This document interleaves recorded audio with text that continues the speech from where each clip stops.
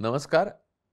इन्सायडरच्या कोलाजमध्ये आज आपल्याला भेटायला ज्या आलेल्या आहेत त्या भारतीय जनता पक्षाच्या महाराष्ट्राच्या अध्यक्षा, महाराष्ट्र महिला आघाडीच्या अध्यक्षा चित्रा वाघ. चित्रा वाघना कोण ओळखत नाही महाराष्ट्रामध्ये आणि म्हणजे बाहेरही.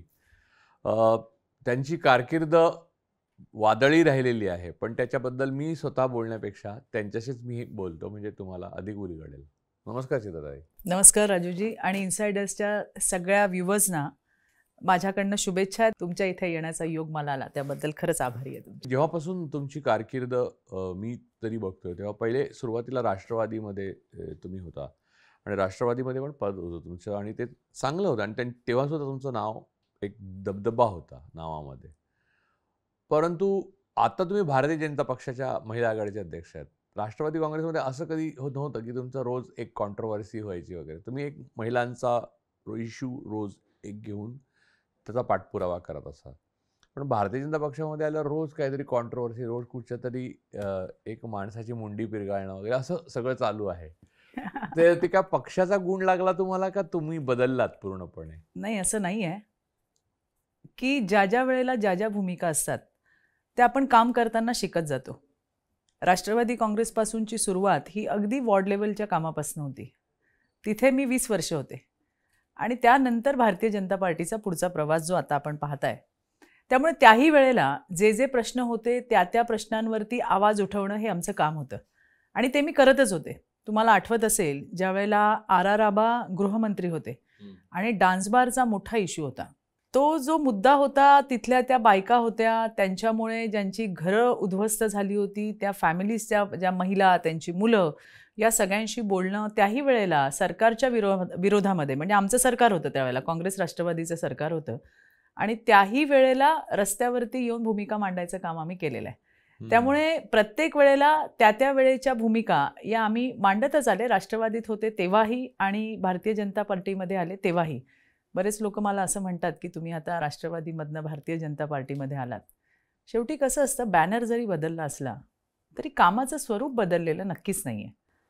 आणि असं कुठलीच पार्टी मला असं वाटतं या देशात नसेल किंवा जगात नसेल की जी महिलांच्या विरोधातली भूमिका घेते. त्यामुळे ज्या ज्या ठिकाणी असं जाणवतं की येस, इथे आपला से असला पाहिजे, आपल्याला आपली भूमिका मांडली पाहिजे, त्या त्या ठिकाणी बोलतच आली आहे. आणि ज्याचा आता तुम्ही शब्द वापर केला, मला तर हसायला आलं, मुंडी पिरगटून वगैरे. कालच मीही तुळजापूरला जाऊन आले, त्यामुळे तिथे मी ते पाहिलंय राक्षसाचा वध करताना कशा पद्धतीने त्या मुंड्या पिरगटून टाकतात. तर असे बरेच राक्षस आजही आहेत. म्हणजे मी कालही पुण्यामध्ये बऱ्याच ठिकाणी महिलांना सांगितलं, विविध क्षेत्रात काम करणाऱ्या महिला, त्यावेळेला महिषासूर होता, ज्याला शिंग होती, ज्याला आणखीन काळा भिन्न असा, त्याला आणखीन हात होते, त्याला काही शक्ती होती, असुरी शक्ती. आता असे सुटाबुटातले आणि सोफिस्टिकेटेड असे खूप आहेत महिषासूर सोसायटीमध्ये. त्यांना चेचायचं काम आपल्याला करायचं. आता देवी येणार नाही, देवीने आपल्याला घडवलेलं आहे, आपण अंश आहोत त्याचा. आणि त्या अनुषंगाने हे जे सगळे जे विकृत या सोसायटीमध्ये फिरणारे, त्यांना चेचायचं काम, त्यांना ठोकायचं काम, हे काम करणं हे आमचं कामच आहे. मीच नाही, माझ्यासारख्या हजारो महिला, म्हणजे आजही अशा खूप महिलांची गरज आहे असं म्हटलं तर ते चुकीचं ठरणार नाही.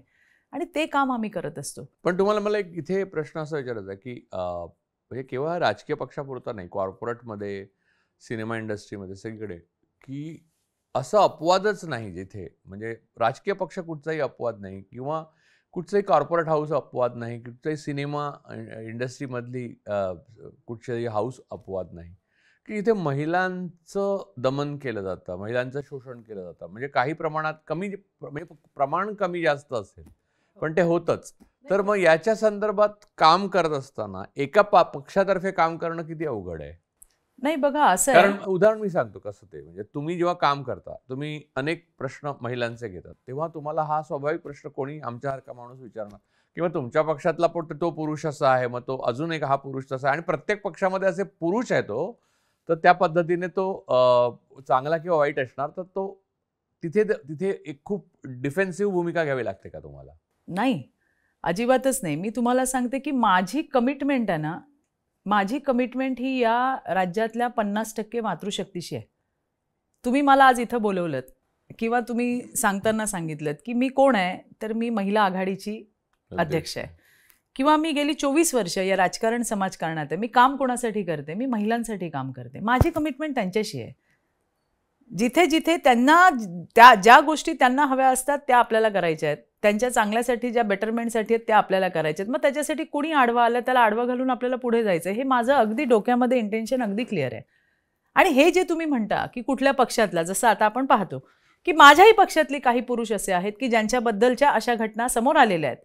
आता याच्यामध्ये पार्टी म्हणून काय करू शकतो? पार्टी म्हणून त्यांना त्या पार्टीतून काढू शकतो, एक्सपेल करू शकतात, त्यांच्यावर कारवाई करू शकतात.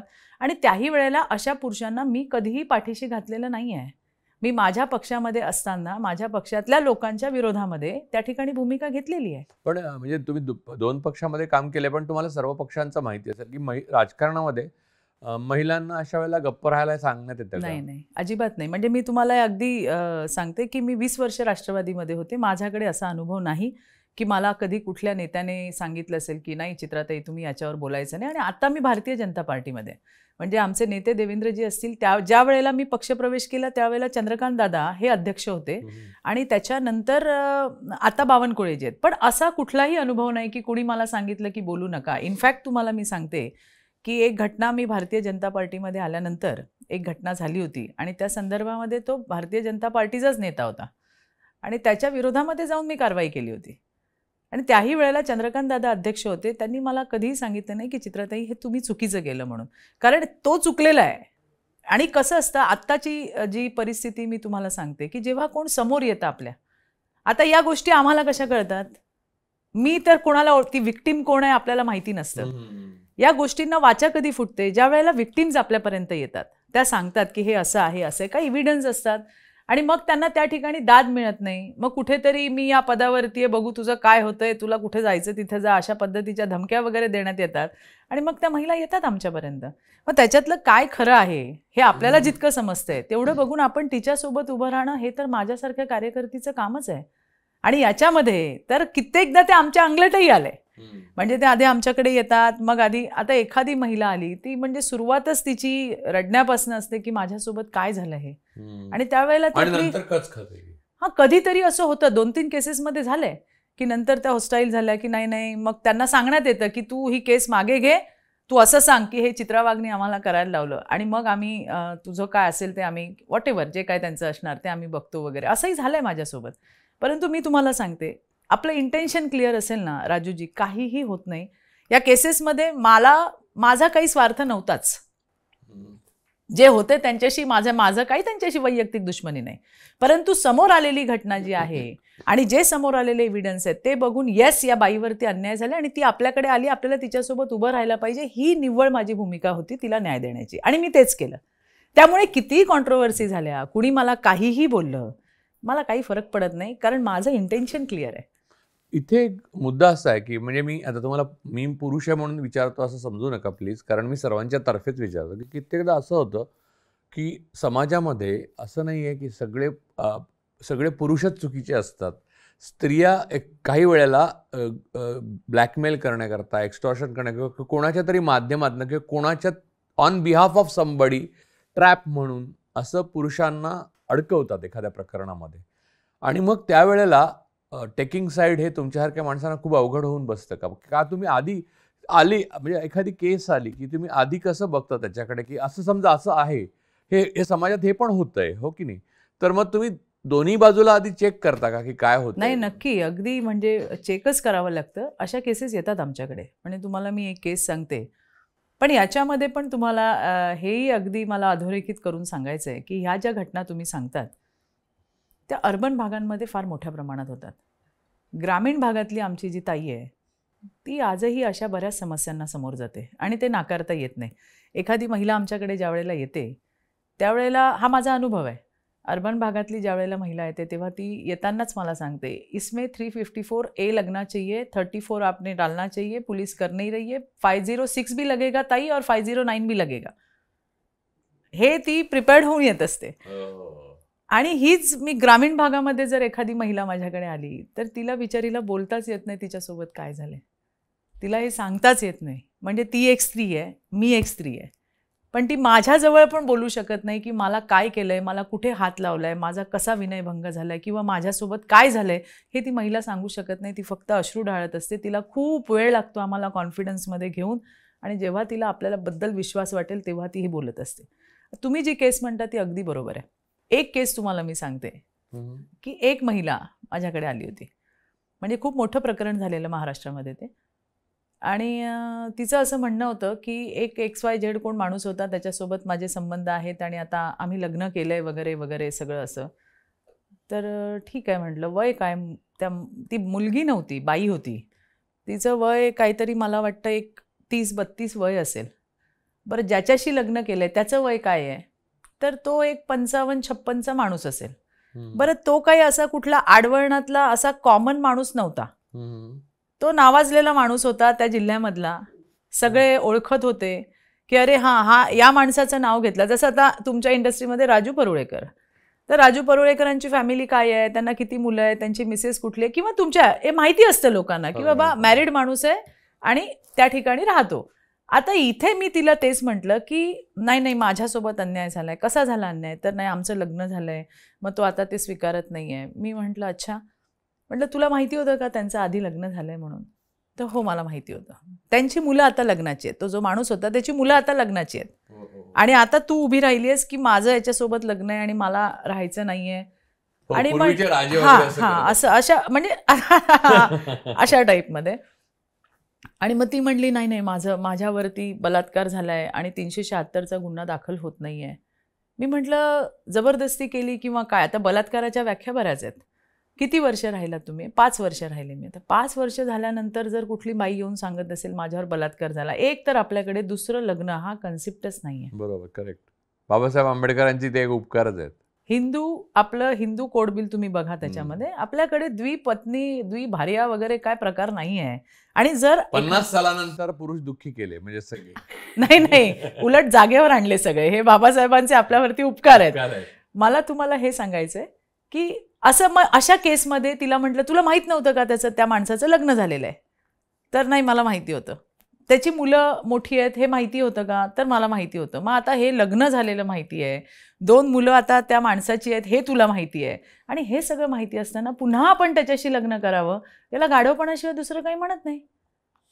आणि मग अशा वेळेला ज्या वेळेला त्याच्या बायकोला असं कळलं की ही माझ्याकडे आली आहे, तिचा फोन आला अर्ध्या तासात. ती म्हणली याने काय केलंय चित्राताई, याने कुठं शेण खाल्लंय ते मला माहीत नाही, पण माझा संसार आहे हो. मी याच्या 2 मुलांची आई आहे. माझी मुलं आता लग्नाची आली आहेत आणि आता ही बाई मला म्हणतेय की मी याची बायको आहे आणि याला माझ्याबरोबर घेऊन चला. आता याच्यात तुम्ही काय कराल सांगा? की एक नाही सांगते तुम्हाला, एक लग्नाची बायको आणि एक आता ही म्हणतेय. तर अशा केसेस आमच्याकडे खूप येत असतात. त्यामुळे मग तिने खूप आकांडतांडव केलं की मी चित्रा वाघकडे गेली, त्यांनी मला मदत केली नाही. अहो मी काय, इथे कोण मदत करणार? कुणाच्या बाजूने आपण उभं राहायचं? त्याला काय शिक्षा व्हायची ती व्हायला पाहिजे, त्याला काय करायचं ते करा, पण त्याची शिक्षा त्या बाईला आणि तिच्या 2 मुलांना. तिचं चुकतच नव्हतं ना. मी याच्या 2 मुलांची आई आहे आणि मी माझ्या मुलांना आज मोठं केलंय, माझं आयुष्य त्याच्यामध्ये गेलंय, आणि आता अचानक मला कळते की याने कोण ही बाई आणली आणि ही म्हणते माझं लग्न झालंय.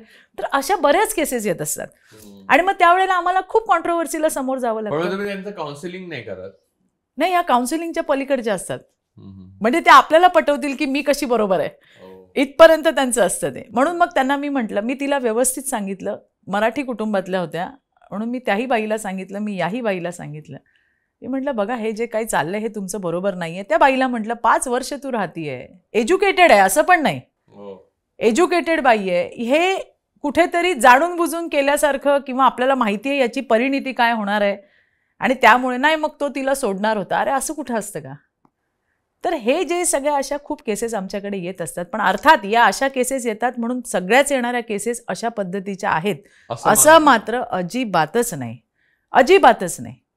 आणि आजही तुम्हाला सांगते 80% ग्रामीण भाग आहे आपला, आणि तिथली महिला आणि तिचं जे शोषण ज्या पद्धतीने चालतं जेव्हा ती समोर येते, आम्ही अतिशय सिरियसली प्रत्येक केसची स्टडी करत असतो. आणि नेहमी माझं एक कॉन्शियस असं नेहमी म्हणते स्वामींना की माझ्याकडनं कुणाचं भलं नाही झालं तर मला चालेल, पण कुणाचं वाईट तरी माझ्याकडनं होऊ देऊ नका. किमान या अशा केसेसमध्ये फार सेन्सिटिव्ह केसेस असतात. एक एक केसेस तुम्ही ऐकाल तर म्हणजे तुम्हाला असं वाटेल की अरे असे आहेत, असे महिषासुर आहेत आपल्याकडे. त्याच्यावर एक सिरीज होऊ शकते. अगदी. आणि म्हणून मला असं वाटतं की कालही मला बऱ्याच लोकांनी विचारलं की चित्राताई काय मागितलं देवीकडे. म्हटलं असल्या महिषासुरांना चेचायची आणि ठोकायची ताकद आम्हाला दे, हे मी त्या ठिकाणी मागितले. त्याच्यामुळे अशा दोन्ही पद्धतीच्या केसेस येत असतात. पण म्हणून या अशा केसेस येतात म्हणून या सगळ्याच काही चुकीच्या आहेत किंवा या सगळ्याच अशा आपण म्हणतो की जाणून बुजून काही केलेल्या आहेत, अशातला भाग नसतो. प्रत्येक केसची एक वेगळी डेप्थ असते. ती समजून जेवढं होईल तेवढं आम्ही त्या ठिकाणी मदत करत असतो. आणि तेच करायचं काम मागेही करत होते आणि आजही करते. आता दुसरा प्रश्न की म्हणजे हा थोडा कॉन्ट्रोवर्शियल प्रश्न आहे, खूप पर्सनल आहे, पण मला विचारणं पण भाग आहे कारण माझं काम आहे ते. त्यामुळे तुम्ही आधीच मला त्यासाठी माफ करा. कारण पर्सनल लाईफमध्ये कोणाच्या मी जनरली लिहित नाही किंवा विचारत नाही, पण हा पर्सनल लाईफ असलं तरी ते पॉलिटिकल लाईफशी संबंधित आहे. म्हणून तुमचं राष्ट्रवादी काँग्रेसमधलं स्थान हे जोरदार होतं. किंबहुना मी पण जेव्हा महाविकास आघाडीची सत्ता आली तेव्हा एक ट्विट लिहिलं होतं की आज जर चित्रा वाघ पक्षात असत्या तर महिला आणि बालकल्याण मंत्री झाल्या असत्या. खैर, तर असं वाटावं असं तुमचं तिथे दबदबा होता. अचानक तुम्ही इलेक्शनच्या काळामध्ये भारतीय जनता पक्षात प्रवेश केला आणि त्याच्या मागे म्हणजे अगदी म्हणजे मी मोकळेपणाने विचारतो की सर्वत्र बोललं जात होतं की तुमचे पती जे आहेत त्यांना मिस्टर वाघ ना ते सरकारी अधिकारी आहेत, तर त्या ठिकाणी काही लाच संदर्भात किंवा भ्रष्टाचारासंदर्भात केस झाली, पकडण्यात आलं आणि मग त्याची केस चालू राहिली आणि त्याच्या जोरावर तुम्हाला ब्लॅकमेल करून बीजेपीने राष्ट्रवादीतनं बीजेपीत घेतलं असं खूप बोललं जातं. आणि आजही तुम्हाला ट्रोल करताना तुम्ही बघत असाल की या मुद्द्यावर लिहिलं जातं की असं असं झालं, मग तुम्ही काय सांगता आम्हाला. तर नेमकं काय झालं तेव्हा, म्हणजे खरोखर असं म्हणजे आता तुम्हाला जेवढं सोयीचं असेल तेवढंच सांगा, म्हणजे पर्सनल मला जास्त सोयीचं काय जे आहे ते सरळ आहे. आणि याच्यात तुम्हाला सांगू का, राजकीय पक्षामध्ये काम करत असताना किंवा समाजकारणात काम करत असताना तुमच्या आयुष्यामध्ये प्रायव्हसी ही नसतेच. कुणी येतं काही बोलतं जसं तुम्ही बघता आणि आपल्याकडे सटर फटर काही कमी आहेत का? नाही, तुम्ही पाहता असं म्हणता आपल्याकडे काही सटर फटर कमी आहेत का? पण बरं झालं या निमित्ताने एक काय गोष्ट आहे त्याची स्पष्टता देता येते. 2017 साली ही केस झाली होती आणि त्यावेळेला ACBचा ट्रॅप होता. त्या ट्रॅपमध्ये माझे पती जे आहेत ते गांधी रुग्णालय परळला आहे, तिथे सर्व्हिस करतात. आणि त्यांच्या त्या हॉस्पिटलचे त्यावेळेचे मेडिकल सुपरिटेंडंट त्यांचा कोणतरी एक माणूस अशा दोघांना रंगेहात पैसे घेताना पकडलं. त्यावेळेला माझा नवरा तिथं नव्हता. कधीही माझ्या नवऱ्याला कधीही ACBनी जे लिहून येतात ना, जे लिहितात रंगे हात पकडलं वगैरे, असं कधीही पकडलेलं नव्हतं कारण ते तिथं नव्हतेच. आणि ज्या वेळेला ही केस झाली त्यावेळेला मी राष्ट्रवादी काँग्रेस पक्षाची महाराष्ट्राची महिला अध्यक्ष होते. आणि त्यावेळेला केस झाली आणि म्हणजे असे क्षण कुणाच्याच आयुष्यात येऊ नये असं आम्ही पाहिलं आहे आणि आम्ही भोगलं आहे. त्यावेळेला मी, माझा मुलगा आणि माझे पती आम्ही तिघच होतो. आणि कसे आले पोलीस आणि सगळ्या गोष्टी, म्हणजे मला एक सांगा की ते तिथे नव्हतेच तर मग त्याच्यात पोलीस सांगते तुम्हाला मी की त्यांच्याकडे पर्सनल ऑफिसर्सचा पर्सनल अकाउंट जे असतं त्यांचं त्याचा चार्ज होता आणि त्याच्यामुळे जितके लीगल मॅटर्स जे येतील ते हँडल करायचं काम वाघांकडे होतं. आणि ते एक कुठली तरी केस झाली. त्या केसमध्ये तो जो मेडिकल सुपरिटेंडंट होता त्याने तो जो माणूस होता विक्टीम जो होता त्याला कॉम्पन्सेशन मिळणार होतं सरकारकडनं. आणि हा जो मेडिकल सुपरिटेंडंट त्यावेळेला होता त्याने त्याला सांगितलं की तुला मी इतके मिळवून देतो आणि यातले पैसे तू मला द्यायचेस म्हणून. आणि याच्यामध्ये वाघांचा काही रोल नव्हताच. आणि इनफॅक्ट जेव्हा पैसे दिले, पैसे घेतले, जे काही झालं तेव्हाही ते तिथं नव्हते. हे मी त्याही वेळेला सांगितलं होतं. पण मी एक बायको होते आणि त्याच्यामुळे कुठली बायको आपल्या नवऱ्याबद्दल असं सांगेल असं लोकांना कदाचित वाटलं असेल. आणि ते झाल्यानंतर केस झाली. त्याच्यानंतर आम्ही खूप काही भोगलं. 7 वर्ष ती केस चालली. 7 वर्ष. हो, 7 वर्ष ती केस चालली. त्याच्यानंतर पुन्हा आमच्यावरती केसेस झाल्या की यांच्याकडे त्यांच्या मिळकतीपेक्षा काय म्हणतात जास्त प्रॉपर्टीज आहे त्याची केस चालली. अशा 2-3 केसेस चालल्या. आणि ज्या वेळेला ही केस झाली त्यावेळेला हो, ज्या वेळेला मी राष्ट्रवादी काँग्रेस पक्षात होते त्यावेळेला ही केस झाली. त्याच्यानंतर मी 2 वर्षांनी भारतीय जनता पार्टीत प्रवेश केला. ज्या वेळेला ही केस झाली त्याच्यानंतर भारतीय जनता पार्टीमध्ये प्रवेश करण्यापर्यंत असा एकही दिवस गेला नाही की मी लीडला होऊन सरकारच्या विरोधात काम केलं नाही. त्याही वेळेला तुम्हाला खिन्नता आली नाही, कारण मला माहिती होतं आडात नसेल तर पोहऱ्यात येणार कुठून. पण अडकवू शकतात, म्हणजे भारतीय जनता पक्षाचा वैशिष्ट्यच आहे. नाही, तसं आता बघा, आता असं आहे की ज्या काही गोष्टी त्यावेळेला झाल्या त्यातनं आम्ही गेलोय. त्यातनं गेल्यानंतरही आता जो तुमचा मुद्दा होता की मी का गेले भारतीय जनता पार्टी, याच्यामुळे गेले का, तर अजिबातच नाही.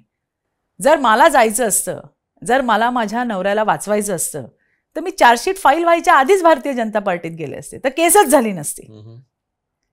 आमच्यावरती सगळ्या कारवाया झाल्या. 2 वर्ष मी सरकारच्या विरोधात लढतच होते, ते पण पुढे लीडला राहून लढत होते, सरकारच्या विरोधात बोलत होते. त्याही वेळेला मुख्यमंत्री देवेंद्रजी होते, उद्धव ठाकरेंचं सरकार होतं. त्याही वेळेला मी अगदी पुढे येऊन लढत होते सरकारच्या विरोधात, त्यांच्या धोरणांच्या विरोधात मी बोलतच होते. त्यामुळे अशा पद्धतीने बोलणं की तुमच्या नवऱ्याला अटक झाली म्हणून तुम्ही भारतीय जनता पार्टीमध्ये गेल्या, हे अतिशय खोटं आहे.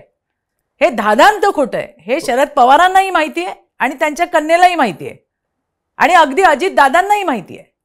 त्यामुळे लढलो आम्ही, त्याही वेळेला लढलो. आणि कुठे बोलले नाही, ते मौन राहिले. ते सोयीप्रमाणे असतात, सोयीप्रमाणे प्रत्येकाच्या भूमिका असतात आणि त्यांनी ती घेतली असावी. फार मोठे नेते आहेत, हिमालया एवढे उत्तुंग नेतृत्व आहे, आता आपण काय बोलावं त्यांच्याबद्दल. पण ही गोष्ट खरीच आहे.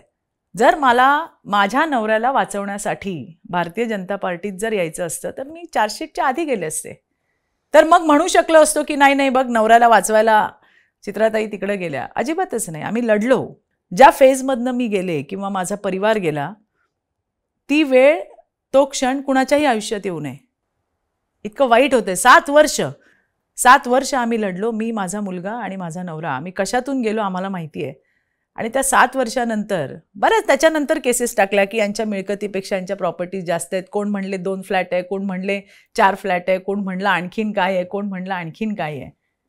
आणि त्याच्यावरती पण बऱ्याच काय आहे की ट्रोलर्सना काय लागतंय बोलायला. आणि त्यांना अनेक मोठ्या नेत्यांनी सांगते तुम्हाला, तेच मी तुम्हाला सांगते की काहीतरी बोलायला हवं. तुम्हाला राजकारणामध्ये तुम्ही काम करत असताना हे साध्या येड्या गबाळ्याचं काम नाही हो, याला वाघाचंच काळीच पाहिजे. हेही मी तुम्हाला इथे सांगते की एवढे सगळे तुम्हाला नामोहरम करायला, सगळ्या युक्त्या प्रयुक्त्या, हे सगळं हे आव्हानात्मक क्षेत्र आहे. अतिशय आव्हानात्मक, चॅलेंजिंग फील्ड आहे राजकारण. आणि एका बाईसाठी तर ते अतिशय चॅलेंजिंग आहे. तुम्हाला बसवायचं आहे, मग काय करणार? मग तुमच्याकडे तुम्हाला नामोहरम करायला सगळ्या क्लुप्त्या वापरल्या जातात. मग त्याच्यामध्ये माझ्या नवऱ्याचं तर एक होतंच, जी केस झाली. त्यानंतर आमचं चारित्र्य, ते तर अगदी वेपन असतं सगळ्यांकडे. अशा सगळ्या क्लुप्त्या त्या ठिकाणी करून झाल्या किंवा होत आहेत आजही.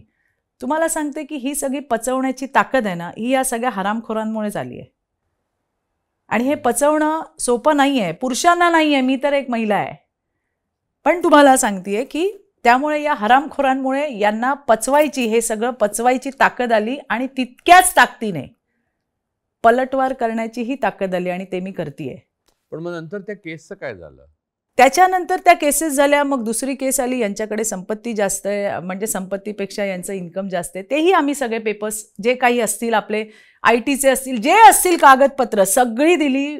दिवसोंदिवस नाही, महिनोन महिने इन्क्वायरीज चालल्या. रोज बोलवलं जायचं, रोज स्टेटमेंट घेतल्या जायच्या, हे घेऊन या, ते घेऊन या, सगळं दिलं. ज्या ज्या ठिकाणी जे पेपर्स आले, पोलीस तिथे गेले, तिथे इन्व्हेस्टिगेशन केलं.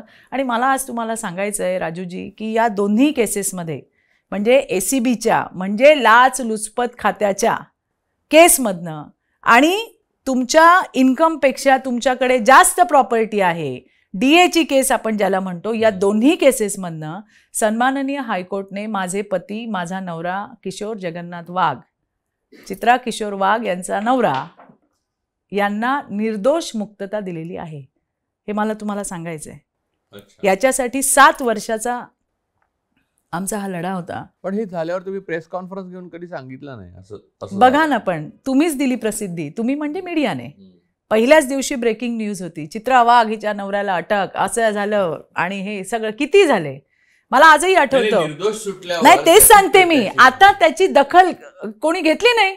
आता हे काही कुठं हाईड अँड सीक नाहीये. तुम्ही आजही कुठे त्या कोर्टांच्या वेबसाईटवर जाल तर तुम्हाला तिथे जजमेंट येतात, कुठल्या केसचं काय जजमेंट आलंय. तर ज्यांनी या ब्रेकिंग न्यूज देण्याची घाई केली त्यांना चित्रा किशोर वाघ, हिचा नवरा किशोर जगन्नाथ वाघ, हा लाचलुचपत खात्याच्या केसमधनं आणि डीएच्या केसमधनं सन्माननीय हायकोर्टने त्यांची निर्दोष मुक्तता केली, याची जराही कुठं बातमी झालेली नाही. कारण bad news is good news, असा न्यूजचा नियम आहे. त्याच्यामुळे good news is not good news. तेच तुम्हाला सांगते की एखादं बीट असतं कोणाकडे. आता जे बरेच वर्ष मी या क्षेत्रात आहे त्याच्यामुळे म्हणजे आज सगळ्या शहरात शांतता आहे आणि आनंद आहे, तर ही बातमी नाही होऊ शकत. बातमी होऊ शकत नाही. मारामाऱ्या झाल्या तर 2 बातमी होतील. बरोबर आहे. पण आज मी तुम्हाला, आणि मी याच्याबद्दल प्रचंड कॉन्फिडंट होते, एक बायको म्हणूनच नाही, की आपण ज्या वेळेला, आता आमच्या लग्नाला 30 वर्ष झाली आणि या 30 वर्षामध्ये आम्ही बरेच चढ उतार बघितले. पण हा जो काही एक फेज आमच्या आयुष्यामध्ये आला ज्याने आमचं आयुष्य बदललं, हे नाकारता येणार नाही. इनफॅक्ट आजही माझ्या नवऱ्याची निर्दोष मुक्तता झालेली असतानाही मी असल्या बऱ्याच ट्रोलर्स, तुम्हाला माहिती आहे, कारण त्याला काही पैसे लागत नाहीत ना, टिवटिव करणारे खूप हरामखोर असे सगळे टोणगे बसलेले आहेत आणि त्यांचं तेच काम असतं आणि त्यांचे जे चालविते धनी असतात त्यांना हेच हवं असतं. पण काही असेल तरी सत्य नाकारता येत नाही. ते म्हणतात ना, सत्य पराजित, काय म्हणतात, परेशान हो सकता है पर पराजित नाही हो सकता. तसं आहे हे, सत्यमेव जयते. आणि या 7 वर्षाच्या प्रवासामध्ये आम्ही जे भोगलंय, मी पुन्हा तुम्हाला सांगते, हे कुणासोबतच येऊ नये. पण मला सांगा की या सगळ्या पार्श्वभूमीवर बीजेपी देण्याचं काय गुपित होतं मग? नाही, भारतीय जनता पार्टी, हो, हे पर्सनल बाजूला ठेवलं, पण भारतीय जनता नाही, राष्ट्रवादी काँग्रेस पक्षामध्ये मी जे काही काम केलं, तुम्हाला सांगते, माझ्या आयुष्याची 20 वर्ष मी पक्षाला दिली आहेत, मनापासून काम केलं. अर्थात मला शिकायलाही खूप मिळालं, हे नाकारता येणार नाही. मला शरद पवारांसारख्या एका उत्तुंग नेतृत्वासोबत काम करण्याची संधी मिळाली, बरंच शिकता आलं. आणि हे काम करत असताना आम्ही काम करत राहिलो. आणि महिला, किंवा मला असं वाटतं, मी काय किंवा कुठलीही बाई असेल, आम्ही ज्या वेळेला एखाद्या पक्षाशी जुळतो, तो परिवार असतो आमचा आणि तो इमोशनली अटॅचमेंट असते. आणि त्यामुळे मी कधीही, मला आठवत नाही की मी कधीही काही माझं पर्सनल रिझल्ट सांगून मी कुठे गेली नसेन, किंवा मी कधीहीच नाही. सतत फिरणं, वेगळे प्रश्न हाताळणं, त्या प्रश्नांवरती बोलणं. आता जसं सरकार कुठलंही असू दे, आपण सरकारमध्ये असलो तरी आणि सरकारमध्ये नसलो तरी, या दोन्ही गोष्टी असताना आपण आपली जी भूमिका आहे ती त्या ठिकाणी पक्षाची भूमिका ही अगदी ठामपणे बजावणं, हे सगळं काम मी करतच होते. आणि हे काम करत असताना बरेच इंटरनल, बाहेरच्यांची काय बिशाद आहे हो, बाहेरच्यांची बिशाद काय आहे, हे जे काही कुरघोडी असतात, हे असे आत्मकेंद्रित लोक असतात, कोत्या मनाची लोक असतात. त्यांच्यात एवढी हिंमत पण नाही आहे समोर येऊन बोलण्याची किंवा समोर येऊन वार करण्याची. पाठीमागून कुणाला तरी ग्रुप करा, यांच्या विरोधात लॉबी करा, त्यांच्या विरोधात लॉबी करा, यांना बोलायला लावा, त्यांना बोलायला लावा, हे जुना फंडा आहे राष्ट्रवादीचा. आणि त्याच अनुषंगातून हे सगळं काम चालू होतं. मला त्रास होत होता, कारण आपण बाहेरच्यांशी लढणं आपल्यासाठी फार सोपं असतं, पण आपल्याच लोकांशी लढणं हे आपल्यासाठी फार कठीण असतं. आणि या सगळ्याची कल्पना, या सगळ्या गोष्टींची कल्पना मी वेळोवेळी पवारसाहेबांना दिली आहे. वेळोवेळी हे असं होतंय, हे असं होतंय, हे असं होतंय. मला काय प्रतिक्रिया नाही, मी पाहतो, मी करतो. म्हणजे साहेबांनी नेहमीच वेळ दिला, ऐकून घेतलं. आणि त्यांना माहितीही होतं, अजितदादांना माहिती होतं की काय चाललंय माझ्यासोबत, पक्षात काय चाललंय अंतर्गत, हेही माहिती होतं. पक्षात आल्यावर काय म्हणतात? नाही, माझी भेटच नाही झाली, माझी भेटही नाही, माझं बोलणंही नाही त्यांच्याशी. परंतु त्यांनाही कल्पना होती आणि अर्थात मोठ्या ताईंनाही कल्पना होती. पण काय झालं की त्या सगळ्या गेमचा एक पार्ट असल्यामुळे बाकीच्यांकडे आता मी न्याय मागणार कोणाकडे? कारण पार्टी तर होती त्यांचीच, पार्टी जी होती ती फॅमिलीज पार्टी होती. साहेब होते, त्यांची कन्या होती आणि दादा होते. त्यामुळे माझ्यासोबत जे काही होतंय ते मी त्यावेळेचे आमचे प्रदेश अध्यक्ष होते सुनीलजी तटकरे यांना वेळोवेळी सांगायचे. कशाला त्यांनी डोळ्यांनी पाहिलंय, त्यांनीच कशाला, सगळ्या नेत्यांनी पाहिलंय. परंतु पुन्हा एकदा की बोलायची टाप कोणाची नव्हती. आणि मी मात्र वेळोवेळी या सगळ्या गोष्टी पवार साहेबांना सांगत होते, सांगितलेल्या होत्या.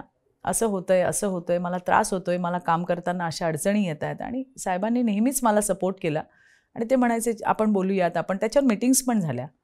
त्याच्यावरती मीटिंग झाल्या की नाही आता पुन्हा असं. आणि नंतर ते माझ्या लक्षात आलं की अपोजिशनमध्ये होतो त्यावेळेला, आणि ज्यांच्यामुळे म्हणजे ज्यांच्या विरोधात माझ्या तक्रारी होत्या ही फार मोठी मोठी माणसं आहेत, सगळी मोठी धेंड आहेत सगळी. आणि अपोजिशनमध्ये असल्यामुळे मी स्वतः साहेबांना हे सांगितलं की ही धेंड तुम्हाला पाहिजेत, कारण यांच्यात ताकद आहे तुमच्याकडे आमदार फोडून घेऊन यायची. मी एक कार्यकर्ता म्हणून चांगली आहे, पण जर आज माझ्यापेक्षा जास्त यांची गरज आहे, कारण हे इकडून तिकडून माणसं आणतील तुमच्याकडे. आणि म्हणून म्हटलं मला जाऊ द्या. मी अजिबात कुठे पळून गेलेली नाही. मी इतरांसारखं की ज्यांना साहेबांनी प्रचंड लाभाची पदं दिली, मंत्री केले किंवा आणखीन काय काय केलं, जे एका रात्रीमध्ये साहेबांना सोडून आले, साहेबांना तर कळलंच नाही, दुसऱ्या दिवशी कळलं जेव्हा त्यांनी टीव्ही पाहिला. मी तर आदल्या दिवशी नाही 4 दिवस आधी जाऊन सांगून आले होते की मी चालली आहे, मी भारतीय जनता पार्टीमध्ये चालली आहे आणि या कारणांसाठी चालली आहे. ती कारणं तर साहेबांना माहितीच होती. ते काय म्हणले जा? नाही, साहेब म्हणले आपण, मला आठवत आहे आजही, तो दिवस जो होता तो शुक्रवार होता, मध्ये 2 दिवस होते, रविवार. सोमवारी माझा पक्षप्रवेश होणार होता आणि साहेब मला म्हणले होते की तू सोमवारी आपण परत एकदा बैठक घेऊया. मी म्हटलं आता मला बैठक घ्यायची नाही आणि मला बोलायचं नाही साहेब, मी ठरवलंय की मला आता तुम्ही फ्री करा, कारण ही धेंड तुम्हाला जास्त गरजेची आहेत माझ्यापेक्षा.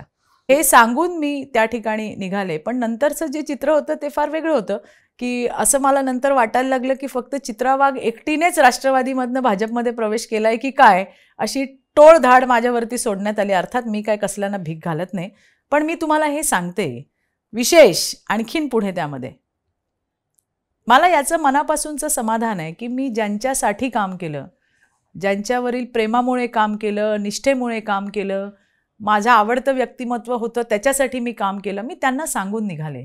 याचं मला मनापासूनचं समाधान आहे. मी पळपुटी नाही.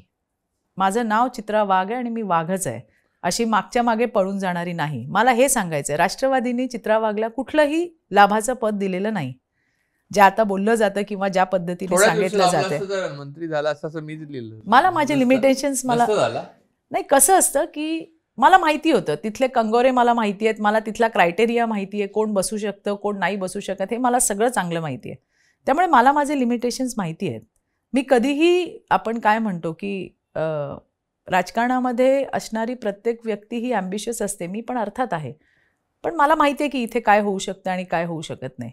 पण उगाच आपण म्हणतो ना की उगाचच्या काही अपेक्षा वगैरे असं. पण मी माझ्या कामामध्ये खुश होते, मी काम करत होते, संघटनेत काम करणं मला आवडतं आणि मी करतच होते. परंतु कुठल्याही पद्धतीचं लाभाचं पद, मी कुठली लाभधारक नाही आहे पार्टीची. पण मला इथे दुसरा एक मुद्दा आहे की पॉलिटिक्स विदिन पॉलिटिक्स ही कायम चालू असतं. इनफॅक्ट आपलं आयुष्य हे विदाउट पॉलिटिक्स होतच नाही.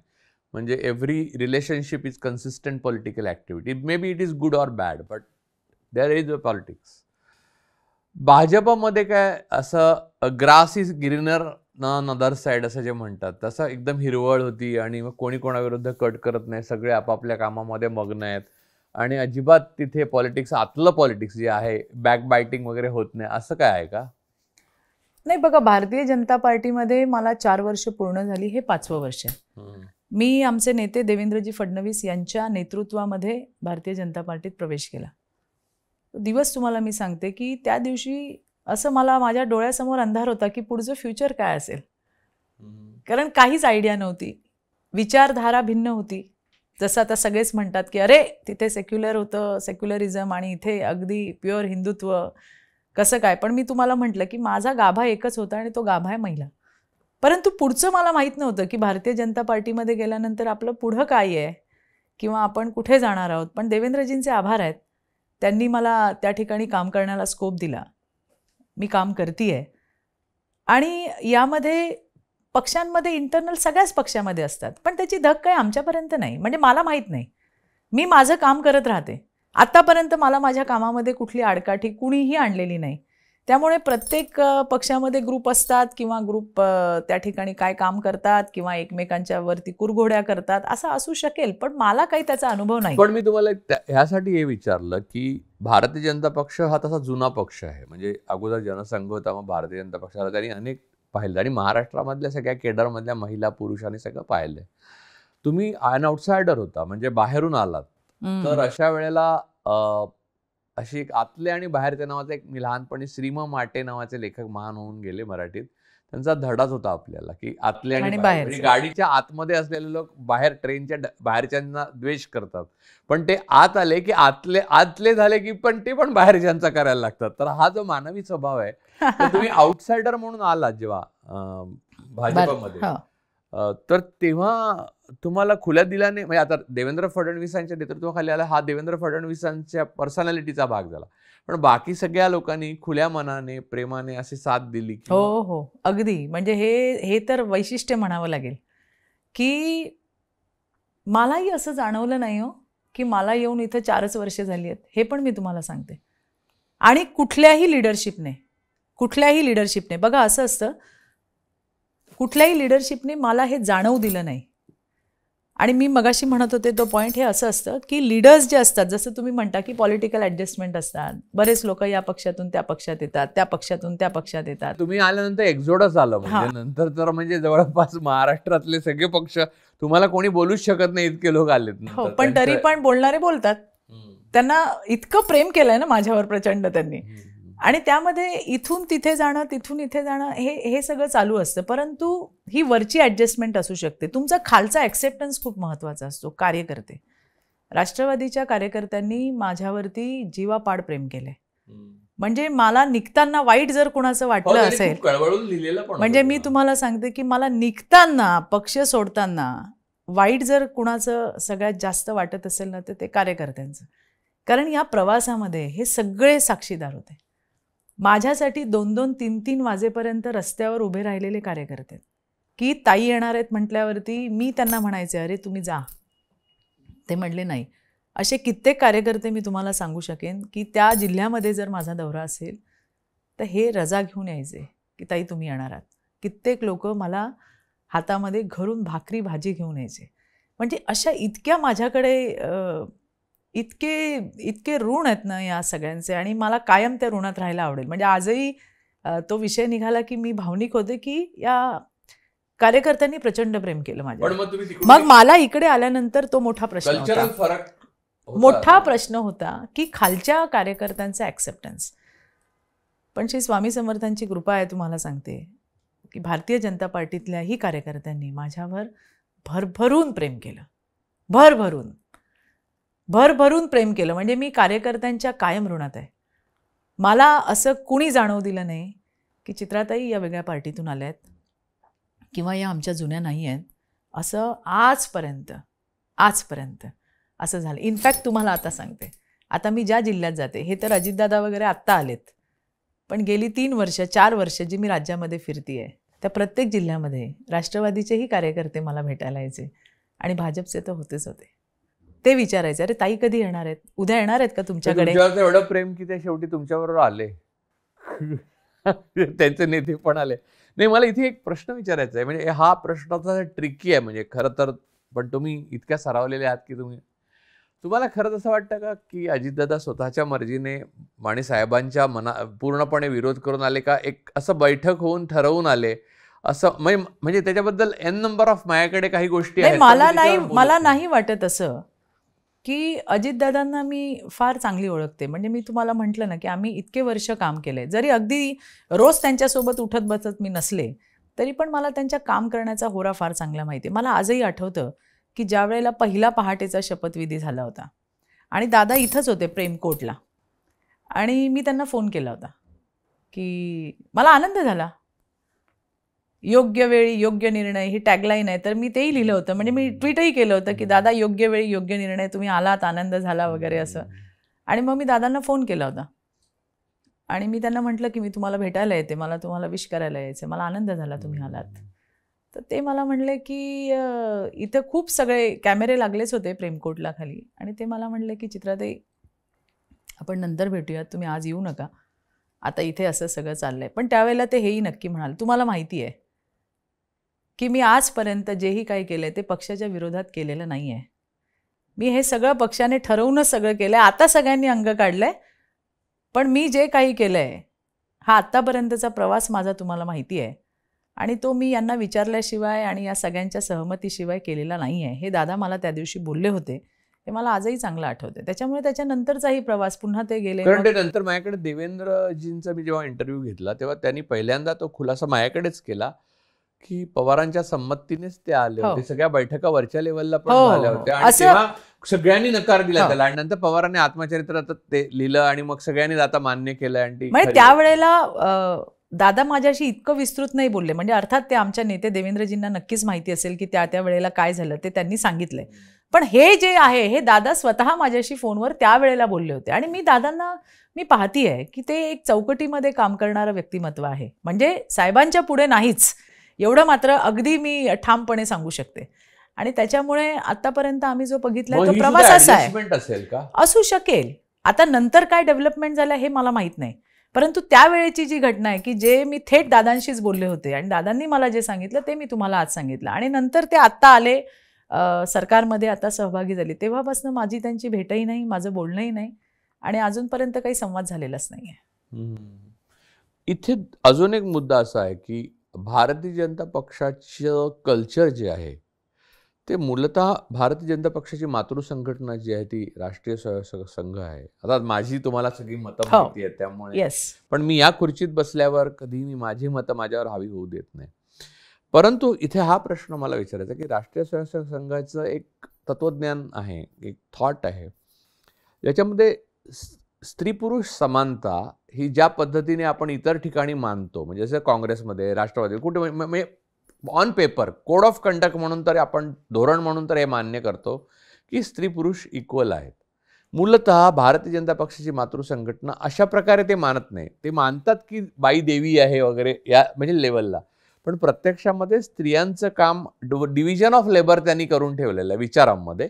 त्यांच्या अनेक संघटक प्रमुखांनी लिहून ठेवलेलं आहे संघटनेच्या की डिव्हिजन ऑफ लेबर आहे की स्त्री हिने घर सांभाळावं. अजून स्त्रियांनी ठरलेली कामं ही फेमिनिन कामं आहेत आणि मस्क्युलिन कामं मस्क्युलिन पुरुषांनी करावी, अशा प्रकारचा एक विभागणी आहे. तर महिला आघाडी प्रमुख म्हणून तुम्हाला या गोष्टीचा डायरेक्ट संबंध किंवा कन्फ्रंटेशन कधी झालंय का आतापर्यंत, किंवा पुढे कधी होईल असं वाटतं का? नाही, अजिबातच नाही. आणि तुम्ही हे म्हणता ही नवीन माहिती आहे माझ्यासाठी. ऍक्च्युली इथे जेंडर इक्वालिटी मी पाहतीये. आज तुम्ही पाहताय की सगळ्या ठिकाणी महिलांना समान संधी द्यायचं काम हे त्या ठिकाणी मोदीजीही करतायत आणि देवेंद्रजीही करतायत. आता तुम्ही पुन्हा म्हणाल की इथं मंत्री नाही वगैरे वगैरे वगैरे, पण संघटनात्मक दृष्ट्या जर तुम्ही बघाल तर फार चांगल्या चांगल्या पदांवरती महिला दिलेल्या आहेत आणि त्या उत्तम काम करतात. अशा राज्यामध्ये भारतीय जनता पार्टीच्या अनेक महिला मला तुम्हाला सांगता येतील. म्हणजे तुम्हाला ती नावं माहिती नसतील कदाचित, पण त्या महिला खूप चांगल्या चांगल्या पद्धतीने काम करतात, त्यांना जबाबदारी दिलेली आहे. त्यामुळे मला असं कधी हा जेंडरचा जो विषय आहे की स्त्री आहे म्हणजे तुम्ही हेच केलं पाहिजे, तुम्ही अशाच पठडीमध्ये केलं पाहिजे, याच चौकटीत केलं पाहिजे, असं मी तरी कधी 4-5 वर्षांमध्ये पाहिलेलं नाही आहे किंवा मला तसा कधी अनुभव आला नाही. मला कोणी असं काही कधी बोललंही नाही आहे की तुम्ही जे करताय हे बरोबर करत नाही आहात, तुम्ही जे बोलताय हे बरोबर बोलत नाही आहात, असंही मला कधी जाणवलं नाही. त्याच्यामुळे ही माहिती माझ्यासाठी नवीन आहे. आता दुसरा एक मुद्दा असा आला की त्याच्यानंतर भारतीय जनता पक्षात तुम्ही आलात तेव्हा ते नाविन्यपूर्ण होतं, साहसी कदम होतं आणि म्हणजे तुमच्या व्यक्तिगत समस्येमुळे तुम्ही आलात असं ते पसरलं आणि ते पण ते नाही येत. म्हणजे तुम्ही आता ते सगळ्यावर त्याच्यावर पुरेसं बोललेलं आहात मला वाटतं. खरं तर तुम्ही तेव्हा का प्रेस कॉन्फरन्स घेतली आणि नंतर एक प्रेस कॉन्फरन्स का घेतली नाही, हाही एक मोठा मला आश्चर्यकारक प्रश्न पडतो. नाही, एकच मिनिट थांबवते तुम्हाला. मी घेतली होती प्रेस. मी ज्या वेळेला गरवारेला माझा पक्षप्रवेश झाला त्याही वेळेला मी तुम्हाला म्हटलं की आम्ही काही कमर्शियल कुठल्या पक्षाशी जोडलेलो नाही आहोत, ना राष्ट्रवादीशी ना भारतीय जनता पार्टीशी. हा इमोशनल अटॅचमेंट आहे आमची. आणि बिंग लेडीज म्हणजे हे बोलताना माझ्या डोळ्यातून अश्रूच येत होते. आजही तुम्हाला ते व्हिडिओज मिळतील की ते बोलताना मला ते पेन असतं हो एक, की आपण 20 वर्ष एका घरामध्ये राहतो आणि तिथून आपल्याला जाण्यासाठी सर्कमस्टन्सेस क्रिएट केले जातात आणि मग आपण नाईलाजाने त्या ठिकाणून बाहेर पडतो. आणि ते जे आहे की नाही त्याच्या संदर्भामध्ये मी बऱ्याचदा बोलली आहे, बऱ्याचदा. आणि त्याही वेळेला याच गोष्टीचा उहापोह केला गेला. मला चांगलं आठवते की त्याही वेळेला बऱ्याच वेळा हेच सांगितलं गेलं, नाही नाही तिच्या नवऱ्यावर केस आहे, तिच्या नवऱ्यावर. अरे माझ्या नवऱ्यावर आज नाही आहे केस हो, माझ्या नवऱ्यावरती केस 2017ला होती, तेव्हा मी तुमचंच काम करत होते, तुमचंच काम करत होते, फोरफ्रंटला येऊन काम करत होते, लीड घेऊन काम करत होते. त्याच्यानंतरही माझ्यावरती कित्येक केसेस झालेले आहेत. आणि त्याच्यामुळे हा जो काही अपप्रचार माझ्याबद्दल केला गेला हे तर अतिशय चुकीचंच आहे. जायचं असतं तर मी तेव्हाच गेले असते, 2 वर्ष थांबायची गरज काय होती. आणि म्हणून या विषयावरती मी पुरेसं बोललेली आहे. म्हणजे आजही तुम्ही यूट्यूबवर गेलात आणि माझे 2019चे जर व्हिडिओज बघितले तर तुमच्या ते लक्षात येईल की काय होती सिच्युएशन, मी का आले, मी कशासाठी. हां, ही गोष्ट मात्र खरी आहे की फार काही इंटरनल गोष्टी होत्या, त्या मात्र मी अजूनही कुठं बोलले नाही. ते न बोलण्याचं कारण आहे की जसं तुम्ही म्हणता की मी एका इंटरव्ह्यूमध्ये म्हटले होते की शरद पवार हे राजकारणातले बापच आहेत आमचे. आणि त्याच्यामुळे ज्या माणसाने मला शिकवलं आहे हे सगळं, जोपर्यंत साहेब आहेत तोपर्यंत अशा कुठल्या गोष्टींवरती बोलून मला आणखीन त्यांना दुःख द्यायचं नाही आहे. कारण या गोष्टी त्यांना माहिती आहेत, काय झालं आहे, कसं झालं आहे. आणि म्हणून मी काही गोष्टी ज्या आहेत त्या अशा ठेवलेल्या आहेत. इनफॅक्ट तुम्हाला मी सांगते की मी भारतीय जनता पार्टीमध्ये आल्यानंतर सुद्धा की ही काही 1-2 माणसं होती की त्यांच्यावरती आपल्याला नाही रिॲक्ट व्हायचं असं मी ठरवलं होतं आणि मी पाळतही होते. परंतु सुरुवात जी आहे ती साहेबांची कन्या राज्याच्या मोठ्या ताईकडनं झाली आणि त्यांनी सुरुवात केल्यानंतर मग मात्र मी त्या ठिकाणी त्यांना उत्तरं द्यायला सुरुवात केली. पण आजही साहेबांचं काही स्टेटमेंट असेल किंवा काही बोलतील तर शक्यतो तरी मी बोलणं टाळते. मी माझ्याकडनं सगळ्या गोष्टी संयमानेच केल्या, परंतु अर्थात एका बाजूनी काही होत नाही. जेव्हा समोरून बंबार्डिंग चालू झाली त्यावेळेला अर्थात आपल्याला आपली भूमिका मांडायची असते आणि मग ती मांडायला मी सुरुवात केली. कधी कधी प्रश्न पडतो, म्हणजे अनेकांच्या बाबतीत पडतो, माझ्या जवळच्या असलेल्या राजकीय लोकांच्या बाबतीत त्यांचा स्वभाव आणि माणूस म्हणून मी त्यांना जे ओळखतो त्याच्यावरनं. तुम्हाला हा जो राजकारणाचा प्रवास आहे ना, तो म्हणजे राजकारण एक क्षेत्र मला बाहेरून बघताना मी आयुष्यात राजकारणात जाणार नाही ह्याबद्दल मला खात्री, कारण मी सगळ्यात जास्त राजकारण जवळून बघतो. त्यामुळे मला ते इतकं पर्सनली आणि एन्व्हायरमेंटली एवढं व्हेनमस वाटतं. म्हणजे माणसाला जगताना शुद्ध हवेची गरज असते तर रोज विषारी वायूचा पुरवठा केला जावा, तसं राजकारणात जगताना राजकीय कार्यकर्त्याला, नेत्याला, सगळ्यांना त्यातनं जावं लागतं. तर तुम्हाला असं कधी वाटलं का की हे सोडावं म्हणून? सुरुवातीला वाटायचं, अगदी सुरुवातीच्या काळामध्ये, की ज्या पद्धतीने चिखलफेक व्हायची, ज्या पद्धतीने बोललं जायचं, कारण शेवटी आपणही हाडाकाडाची माणसं आहोत आणि अशा वेळेला या सगळ्या गोष्टींचा त्रास व्हायचा. कधी कधी असं वाटायचं आपण का करतोय.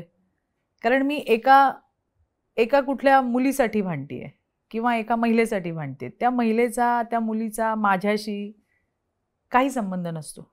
त्या माझ्याकडे मदतीसाठी येतात आणि जेव्हा येतात काही जणी तर बिचाऱ्या म्हणजे संपतात या लढाईमध्ये.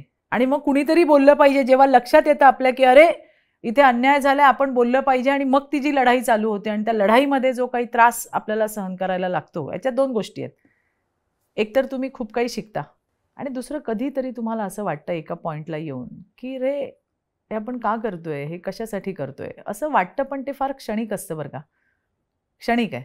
मी मगाशी म्हटलं तुम्हाला टेम्परामेंटच बनलेलं आहे. हां, ते क्षणिक असतं. ते जे दुःख आहे किंवा अरे आपण हे का करतोय हे क्षणिक असतं. अगदी म्हणजे काही सेकंड्स पुरती म्हणाल तरी बस. मग पुन्हा ते उसळून येतं की नाही आपल्याला हे करायचं आणि आपल्याला या विषयावरती बोलायचं आहे आणि आपण लढणार आहोत, काहीही झालं तरी आपण लढणार आहोत. हे जे एक आपण म्हणतो ना ती एक उर्मी असते, त्या उर्मीने पुढचा प्रवास चालू असतो. त्याचा दुसरा भाग असा की राजकारण अदरवाईज खूप पॉयझनस वाटतं, खूप कठीण आहे.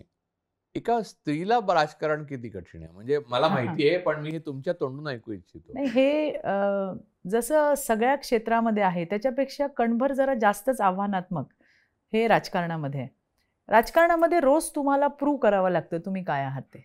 तुम्ही कालपर्यंत काय करतात ती हिस्ट्री होते. आज तुम्हाला पुन्हा स्वतःला सिद्ध करायचं असतं. तुमच्यासाठी समोर वेगळे वेगळे चॅलेंजेस असतात.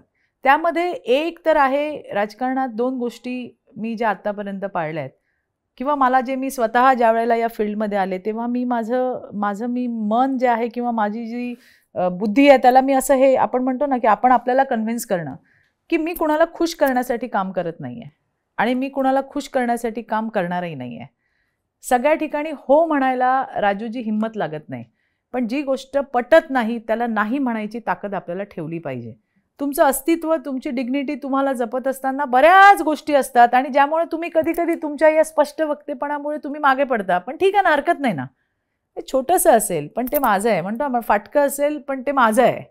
त्याच्यामुळे छोटंसं का असे ना, आपलं स्वतःची मतं आपल्याला मांडता यायला हवीत अशा पद्धतीची भूमिका घेताना खूप गोष्टी अशा असतात की ज्याच्यामध्ये स्पष्ट बोलणारी लोक नको, इथे हिला नको, इथे ही आपल्याला ऐकणार नाही किंवा इथेही आपल्याला डोईजड होईल, अशा बऱ्याच गोष्टी होत असतात. परंतु सगळ्याच ठिकाणी त्या एक सर्टन अशी एक लाईन असते, ती तुम्ही पुढे निघून गेलात ना की मग याही गोष्टी काही फार मॅटर करत नाहीत. पण दुसरा अजून एक वेगळा मुद्दा आहे की एकदम वेगळ्या पर्स्पेक्टिव्ह मध्ये मी विचारतो की म्हणजे स्त्री असते घरातली, तिच्यावर घर खरं अवलंबून असतं, म्हणजे जरी ते मानलं नाही कोणी तरी ते खरं अवलंबून. तर माझा प्रोफेशन राजकारण डायरेक्ट नसलं तरी त्याच्याशी संबंधित सार्वजनिक जीवनच जगण्याचं वाट्याला आलं. तर त्याच्यामध्ये एक जाणवतं की आपल्याला होणारा जो त्रास आहे किंवा बाहेरचं जे विष आपण घेतो ते सगळ्या आपल्या फॅमिलीला त्रासदायक ठरतं आणि ते त्यांचा छळ होतो. बरं, त्यांची इच्छेने ते काय राजकारणात आलेलेच नाही आहेत, पण त्यांचा छळच होत राहतो. तर ते व्हिक्टीम आपल्यामुळे बनतात, त्याचं गिल्ट तुम्हाला कधी येतं का? नाही, मला असं 2 घटनेंमध्ये अगदी आवर्जून आणि मी उसळून त्याच्यावरती माझ्या प्रतिक्रिया दिल्या आहेत, कुणाला आवडो किंवा ना आवडो. एक तर होती संजय राठोडची केस. त्या केसमध्ये घटनाच अशी घडली होती आणि मी आजही माझ्या भूमिकेला फर्म आहे. मला बरेच लोक तुम्ही वाचा आणि वाचतात ते संजय राठोडचं काय झालं, त्या मुलीचं काय झालं, असं मला नेहमी विचारण्यात येतं आणि मी लढले त्याच्यासाठी. मला त्याच्यामध्ये ती मुलगी माझ्या जातीची नाही, माझी कोण नाही, माझी कोणी लागत नाही, परंतु त्याच्यामध्ये संशयास्पद मला पहिल्या दिवसापासून वाटत होतं. मी वेट अँड वॉचच्या भूमिकेमध्ये होते आणि नंतर तर मग सगळं मीडियाने माध्यमातून समोरच आलं, कुणाच्या त्या क्लिप्स आहेत आणि काय आहेत आणि आवाज कुणाचे आहेत आणि काय आहेत. त्याच्यामध्ये जी माझी लढाई होती, त्या लढाईमध्ये माझ्या परिवाराला प्रचंड त्रास झाला. माझे फोटो मॉर्फ करण्यात आले आणि खूपच त्रास झाला. माझ्या घरापर्यंत लोक आली, माझ्या फॅमिलीला त्रास देणं, माझ्या फॅमिलीवर अटॅक करणं, माझ्यावर अटॅक करणं, इथपर्यंत गोष्टी गेल्या आणि त्याचा मला प्रचंड त्रास झाला आणि त्याच्याने आणखीन उसळून उठले. म्हटलं आता सोडणारच नाही मी. कोण कोण असे, म्हणजे मी माझ्या आत्तापर्यंतच्या आयुष्यामध्ये न ऐकलेल्या शिव्या, संध्याकाळी 1 झाली, 6-6:30 वाजले की पेट्रोल टाकून, कोण त्यांची माणसं होती मला माहीत नाही, ती फोन करून मला माझ्या 7 कुळांचा उद्धार आणि जे जे बोलायचे. मला चांगलं आठवतं त्यावेळेला नागराळे मुंबई CP होते आणि त्यांना सतत मला फोन, म्हणजे धमक्या आणि शिव्या, याच्याशिवाय काही नाहीच.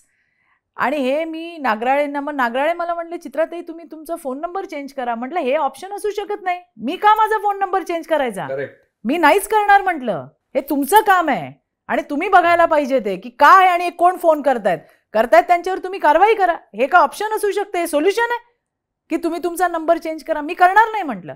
आणि त्याही वेळेला, म्हणजे ते दिवस तर मी आजपर्यंत माझ्या आयुष्यात, मी जाईपर्यंत, सरणावर जाईपर्यंत मी विसरणार नाही. असे अनुभव मला या एका. दुसरी घटना सांगणार होतो. दुसरी घटना ती उर्फी जावेद म्हणून तुम्हाला माहिती आहे की तिचे कपडे.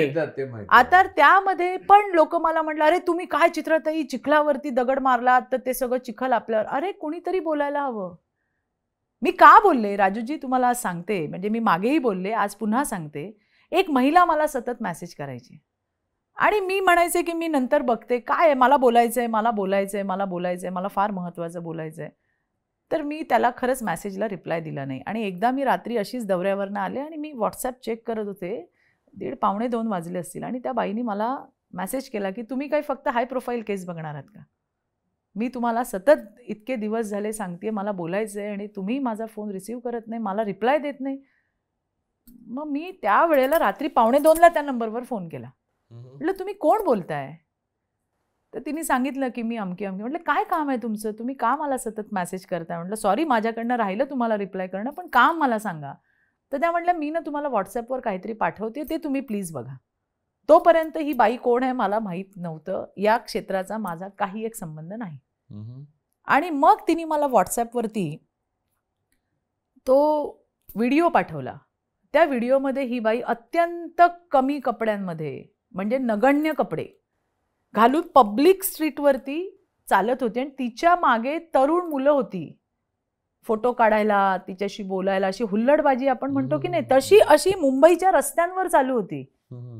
आणि मग मी तिला म्हटलं ही कोण आहे. मग तिने मला आणखीन इन्फॉर्मेशन पाठवली की हिचं नाव हे आहे, ही हेच करते. मग तिने आणखीन, मी म्हटलं बरं आता, मग मला असं वाटलं की म्हटलं तुम्ही सोशल वर्कर आहात का, किंवा तुम्ही कुठली NGO चालवता का की जे अशा गोष्टींमध्ये अवेअरनेस करतात, यात माझी काही तुम्हाला मदत हवी आहे का? तर ती मला म्हणली, मी कोणी नाही आहे तुम्ही सांगितलं त्याच्यापैकी. मी एका मुलीची आई आहे. माझ्या मुलीचं वय वर्ष 9 आहे. आम्ही अतिशय चांगल्या घरातली लोकं आहोत, वेल टू डू फॅमिलीची. मला तुमच्याकडनं कुठली शासकीय मदतीची पण गरज नाही. आम्ही अतिशय चांगल्या ठिकाणी राहतो आणि चांगल्या व्यवस्थेमध्ये आहोत. माझी मुलगी 9 वर्षाची आणि माझ्या मुलीवरती रेप झाला आहे. आणि त्यातनं माझी मुलगी अजून बाहेर आली नाही, मी आली नाही आणि माझा नवराही आला नाही. की कुठलीही चूक नसताना माझ्या 9 वर्षाच्या मुलीला हे इतकं घाणेरडं भोगावं लागलं आणि आम्ही स्ट्रगल करतोय चित्राताई. रोज आम्ही मरतोय. आणि तुम्ही हा जो काही अतिरेक चाललाय ना, हे थांबवा. याच्यासाठी कोणीतरी बोललं पाहिजे की या सगळ्या असे जे उघडे नागडे जे नाच हे सगळ्या जे करतायत रस्त्यावरती, याच्याने लोक चेकाळतायत आणि याचे विक्टीम आमच्यासारख्यांच्या मुली होत आहेत, ज्यांचा काही संबंध नाही आहे. त्यामुळे हे थांबलं पाहिजे आणि याच्यावरती कुणीच बोलत नाही. माझी अपेक्षा आहे तुम्ही बोलावं. मी झोपू शकले नाही रात्रभर, मी विचार करत होते. मग मी आणखीन मध्ये गेले. मला चांगलं आठवते, मी रात्री व्हिडिओ बघत बसले होते. माझा मुलगा आला. उर्फी जावेदचे? हो, कारण आता म्हटलं आता कोण आहे, आता बघायलाच पाहिजे. मला चांगलं आठवते की मी ते पाहत बसले आणि रात्री मम्मी अजून का झोपली नाही म्हणून माझा मुलगा आला आणि तुम्ही हे तू म्हणतो तू हे काय बघते, खूप घाण आहे. मी म्हटलं थांब मला बघू दे. आणि मग मी ते पाहत होते सगळं आणि मग मी ठरवलं, मी त्या बाईला पुन्हा सकाळी फोन केला. मी म्हटलं या लढाईत मी तुमच्यासोबत आहे. मला माहिती आहे की माझ्यावरती मग आता व्यक्ती स्वातंत्र्य, मग संविधानाने दिलेले अधिकार, या सगळ्या गोष्टी बोलल्या जातील. मी कशी मग काही बोललं जाईल माझ्याबद्दल की हे चित्रवाग प्रसिद्धीसाठी करते, हे आणखीन कशासाठी करते, पण मी तुमच्यासाठी लढणार आहे. मला या सगळ्या गोष्टींची तमा नाही. सोसायटीला काय बोलायचं ते माझ्या विरोधात बोलू दे. आणि मग मी हा मुद्दा घेतला. त्याच्यावर नेहमीप्रमाणे जे कधीही बोलत नाहीत, म्हणजे संजय राठोडच्या त्या मुलीच्या केसमध्ये कुणी बोललं नाही, कुणी आलं नाही, त्यावेळेला मी एकटी लढत होते. ज्या ॲक्टिव्हिस्ट सो कॉल्ड ज्या माझ्यावरती आता तुटून पडल्या आहेत, त्यांचे काय कोणी हात बांधले होते का? की त्यांना हे दिसत नव्हतं? का बरं कोणी बोललं नाही? नाही बोलले. उर्फी जावेदवर मी बोलले तेव्हा नाही संविधानाने प्रत्येकाला अधिकार दिलाय, त्याने काय खावं, काय घालावं, काय करावं, हे संविधानाने तुम्हाला तो अधिकार दिलाय, स्वैराचार करायचा अधिकार नाही दिलाय. पण इथे आणि म्हणून मी बोलले आणि त्याच्यानंतर सांगते तुम्हाला. मग तिला आणखीन लोकांनी काय, मला माहित नाही, मी अजून काही कधी भेटली नाही, मी कधी बघितली नाही. मग तिने कुठली तरी एक काहीतरी फालतू असं ट्विट केलं आणि चक्क काही न्यूज चॅनल्सनी माझ्या मुलाचे फोटो वापरले की हा चित्रा वाघ यांचा मुलगा आहे, हे त्याचं नाव आहे. अरे लढाई माझी आहे. नाही तिने तुम्हाला सासू म्हटलं, अरे म्हणून तुम्ही आमच्या मुलांचे टाकणार. मी कुणासाठी लढतीये? माझ्या मुलाचे फोटो तुम्ही वापरले. चांगल्या नामवंत न्यूज चॅनल्सनी, नॅशनल आणि रिजनलनी माझ्या मुलाचे फोटो माझ्या फेसबुकवरून काढून त्याच्या न्यूज बनवल्या. हे एक आई म्हणून मला दुःख नाही. कुणासाठी लढत होती? पण इथे एक छोटासा मुद्दा मला विचारायचा आहे की महिलांनी काहीही कपडे घातले तरी पुरुषांनी विकृत असण्याची काय गरज आहे? पुरुषांना स्वतःवर नियंत्रण ठेवण्याची शिक्षण त्यांच्या घरी मिळालं पाहिजे आणि नाही मिळालं असेल तर त्याला सार्वजनिक जीवनात शिक्षा भोगायला लागली पाहिजे. स्त्रिया कशाही वागतील म्हणजे गळ्यात पडल्या तर गोष्ट वेगळी, पण कपडे कुठचेही घालतील. पण मग पुरुषांना कपडे म्हणजे आता बघा, तुम्ही ज्या 9 वर्षाच्या मुलीचं उदाहरण सांगितलं, तिने काय उद्दीपित करणारे कपडे घातले नसणार. ती अगदी बरोबर आहे. हा रेप करणारा माणूस अगदी बरोबर आहे. त्याला उत्तेजना देणाऱ्या ज्या घटना समाजामध्ये घडतात त्या रोखल्या गेल्या पाहिजे, हे माझं आजही ठाम मत आहे. मी तुम्हाला आणखीन एक किस्सा सांगते. ही घटना असेल 2012-13ची आणि मी बॉम्बे सेंट्रलला एक रेल्वेचे अधिकारी आहेत, कुठल्या तरी रेल्वेच्या केस संदर्भात त्यांना भेटायला गेले होते. त्यांनी मला एक वेळ दिली होती, चित्राताई आप इतने बजे आ जाओ. आणि मी तिथे गेले तर नेमकी त्यांची मीटिंग थोडीशी वाढली तर ते म्हटले और एक 10 मिनिट लगेंगे, आप बैठिए. मग म्हटलं तिथे काय बसायचं, म्हणून मी म्हटलं चला जरा एक आपण रेल्वे स्टेशनला फेरी मारूया.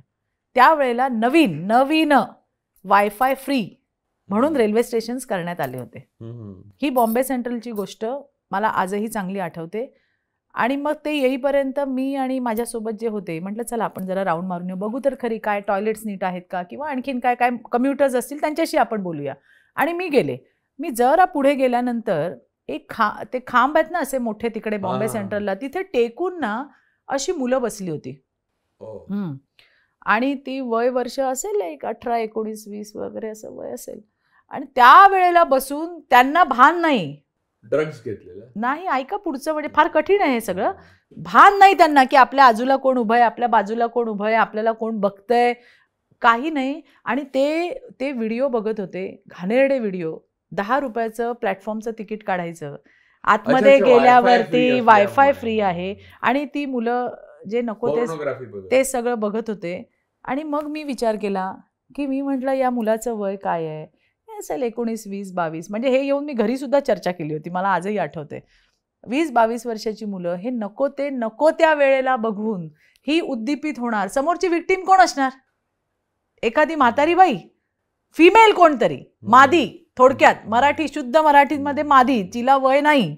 मग ती कोणी असू शकते, 7 वर्षाची असू शकते, 6 वर्षाची असू शकते, 60 वर्षाची असू शकते, 26 वर्षाची असू शकते. याला रोखणार कोण?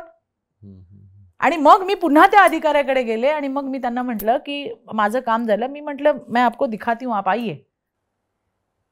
और ये क्या हम कर रहे, हे लक्षात घ्या. त्यावेळेला या साइट्स ब्लॉक किंवा हे दिसणार नाही वगैरे असं काही नसावं. आणि 10 रुपयाचं तिकीट काढून तुम्ही तासनतास असं त्या खांबाला टेकून बघणार आणि नको ते बघणार, आणि मग त्याच्या विक्टीम समोरच्या मुली होणार. तर हे जे आहे, आता तुम्ही जे म्हणलात की पुरुषाने महिलेने काय घालावं, तर हे तुम्ही बरोबर बोललात. पण काही घालावं तर काही तर घालावं. तुम्ही तुमच्या 4 भिंतीमध्ये, तुमच्या घरी तुम्ही काही करा, तुम्ही काही करा, तुम्ही काही घाला, तुम्ही घालू नका, तुम्ही काय करायचं ते करा. आता आपण बघतोच की रील बिल ते 4 भिंतीतले असतात, ज्या कशा आपण बघतो त्या सगळ्या गोष्टी. पण तुम्ही पब्लिक प्लेसमध्ये, सार्वजनिक ठिकाणी अशा पद्धतीने सोसायटीचं वातावरण खराब होईल असं आपण का वागावं? आणि त्याच्या विरुद्ध मी बोलले. आता काही लोकांना असं वाटतं की अरे नाही, हे स्वैराचार आहे, म्हणजे चित्रा वाघने नाही बोललं पाहिजे, हे आम्हाला दिलेला अधिकार आहे. अधिकार काय दिलाय? कपडे घालायचा अधिकार दिलाय ना. त्यासाठी काहीतरी घालावं तर लागतं. काही न घालता तुम्ही अशा पद्धतीने पब्लिक प्लेसमध्ये, सार्वजनिक ठिकाणी चालणारा हा स्वैराचार, हा मला मान्य नाही. मलाच काय, माझ्यासारख्या, शेवटी मी एक पॉलिटिकल ॲक्टिव्हिस्ट असली तरी पण मी एक बाई आहे ना, मी आई आहे, मलाही मुलं आहेत. आणि हे असं होऊ नये. आता तुम्ही जसं म्हणलात की पुरुषांना ही पण जबाबदारी आमची आहे की मी जसं माझ्या मुलीला वळण लावते तसं माझ्या मुलालाही मी वळण लावलं पाहिजे, की तू कसं असलं पाहिजे सोसायटीमध्ये. हे पण आईचंच काम आहे. आता हे जे कोण आहेत हे विकृत, हे काही कुठे चंद्रावरून आलेले नाही आहेत. त्यामुळे तोही ठेका आमच्याचकडे की आईने काही चुकलं, काही मुलगा चुकला तर हे नाही विचार तुझ्या बाबाने तुला काय शिकवलं, काय विचार तुझ्या आईने तुला काय शिकवलं की नाही शिकवलं. आणि त्यामुळे आता याची फार पुढची याची जरा काय म्हणतो आपण, याची मुळं फार वेगळी आहेत की एकत्र कुटुंब पद्धती, मग कुटुंब पद्धती जो आपला गाभा होता आपल्या देशाचा तोच हल्ला आहे. आणि त्यामुळे त्या 9 वर्षाच्या ज्या मुली, आईचे जे शब्द आहेत ना, मी त्या मुलीच्या आईसाठी लढले, मी त्या मुलीसाठी लढले, आणि तिच्यासारख्या हजारो मुलींसाठी लढले की ज्यांच्यासोबत असे प्रकार घडत आहेत. इथे दुसरा एक राजकीय प्रश्न आहे माझा की 4 प्रकारच्या साधारण कॅटेगराईज महिलांच्या बाबतीत आपण करू शकतो. एक शहरी नोकरी किंवा व्यवसाय न करणाऱ्या, आणि ग्रामीण काम न, म्हणजे ज्या पैसे न मिळतात, या 4 साधारणपणे आहे. तर तुम्हाला याच्यामधली जी दरी आहे, म्हणजे ग्रामीण आणि शहरी स्त्रिया, तर त्याच्यामध्ये तुम्ही हा क्रम कसा लावाल की कोणत्या प्रकारातल्या कॅटेगरीतल्या स्त्रियांना जास्त सोसावं लागतंय? म्हणजे न कमवणारे ग्रामीण का न, असं पण असू शकतं. म्हणजे मला आय डोंट नो की शहरी. खूप चांगला आणि कधीही न विचारलेला प्रश्न राजूजी. आज मला खूप बरं वाटतंय की हे सगळे प्रश्न आहेत ना, हे फार वेगळ्या धाटणीचे आहेत. कारण एका बाईला काय वाटतं, म्हणजे मी एक पॉलिटिशियन म्हणून मला त्या अनुषंगाने बरेच प्रश्न विचारले जातात, पण एक स्त्री म्हणून या प्रश्नांकडे बघण्याची जी भूमिका किंवा काय नक्की वाटतं, तर तुम्हाला मी खरं सांगते, या 4ही कॅटेगरीमध्ये अशी एकही महिला नाही की जिला सोसावं लागत नाही. त्याच्या स्टेजेस वेगळ्या वेगळ्या असू शकतात, पण सोसावं सगळ्यांना लागतं. आर्थिक परिस्थिती चांगली असली तर कमी शोषण होतं का? नाही हो, काही संबंध नाही. शोषण आर्थिक परिस्थितीवर नाही, शोषण मानसिक परिस्थितीवर अवलंबून असतं. आणि ही मानसिकता लोकांची प्रचंडपणे बिघडलेली आहे. आणि त्यामुळे प्रत्येक हसणारा चेहरा याच्या मागे खूप दुःख आहे. बऱ्याच गोष्टी असू शकतात. महिला आजही त्या ठिकाणी सहन करतीये, तिला सहन करावं लागतं. काही समाजाच्या चौकटी असतील, कधी आपण म्हणतो की आपल्या घराची इज्जत असते, की त्यामुळे बऱ्याच गोष्टींवरती न बोलता पुढे चालत राहणं, अशा कित्येक गोष्टी आहेत ज्या बाईच्या मनाच्या विरुद्ध नेहमी होऊ शकतात किंवा नेहमी होतात. आजही कुठे बाईला स्वातंत्र्य आहे की तिने कधी मूल होऊ द्यायचं, किती मुलं होऊ द्यायची, याचं स्वातंत्र्य असणाऱ्या महिला या फार कमी आहेत. बरं, आता याच्यामध्ये शोषणाच्या व्याख्या पण फार वेगळ्या वेगळ्या आहेत. हे पण तुम्हाला मी सांगते. म्हणजे एक माझ्याकडे मजेशीर केस आली होती, मला हसायलाही येतं आणि मला रागही येतोय, की एक बाई माझ्याकडे आली आणि म्हणली माझ्या मुलीचा प्रचंड त्रास होतोय, तिला छळते तिची सासू. तर मी म्हटलं अच्छा, मी तिला भेटले. मी म्हटलं तुला मारहाण झाली का? नाही म्हणली. म्हटलं तुला जेवायला वगैरे देत नाहीत का? नाही म्हणली. म्हटलं तुला तुझ्या आईकडनं काही मागवतात का? पैसे हवेत किंवा दागिने हवे, ज्याला आपण म्हणतो डिमांड काही करतात का? तर नाही म्हणली. म्हटलं मग काय काय करते तुझी सासू? नाही, माझी सासू आणि माझा नवरा, सॉरी दोघं, सासू आणि नवरा दोघंच छळतात. तर मी म्हटलं अच्छा. मग म्हटलं काय करते तुझी सासू, काय करतो तुझा नवरा? मी झोपलेली असताना फॅन फास्ट करतो. आणि ऐका ना गंमत, ऐका तिला वाटत असेल सगळ्यात जास्त. ऐका ना, ते सांगते मी की डिवोर्स पाहिजे, डिवोर्स. हां, त्याची कारणं आहेत माझ्याकडे. तर काय, तर मी झोपलेली असताना येऊन पंखा फास्ट करतो. म्हटलं अच्छा बरं. आणि दुसरं असं आहे की सासू आहे ना, कपडे धुवायला साबणाची वडी कापून देते, म्हणजे एवढीच वापरायची आणि ही वडी कापली की ही 20 दिवस चालवायची. तर हे फार त्रासदायक आहे माझ्यासाठी आणि म्हणून मला त्यांच्यासोबत राहायचं नाही, मला डिवोर्स हवा आहे. तर मग मी तिला म्हटलं तुला माहिती आहे का गं त्रास कशाला म्हणतात? म्हणजे हे अगदी लिटरली मी असंच बोलले, हेच शब्द आहेत माझे. अशा काही केसेस आहेत ज्या मी कधी विसरणारच नाही. म्हटलं तुला माहिती आहे सहन करणं कशाला म्हणतात? तुला माहिती आहे छळ कशाला म्हणतात? त्रास कशाला? मग तिच्या आईला मी बोलवलं.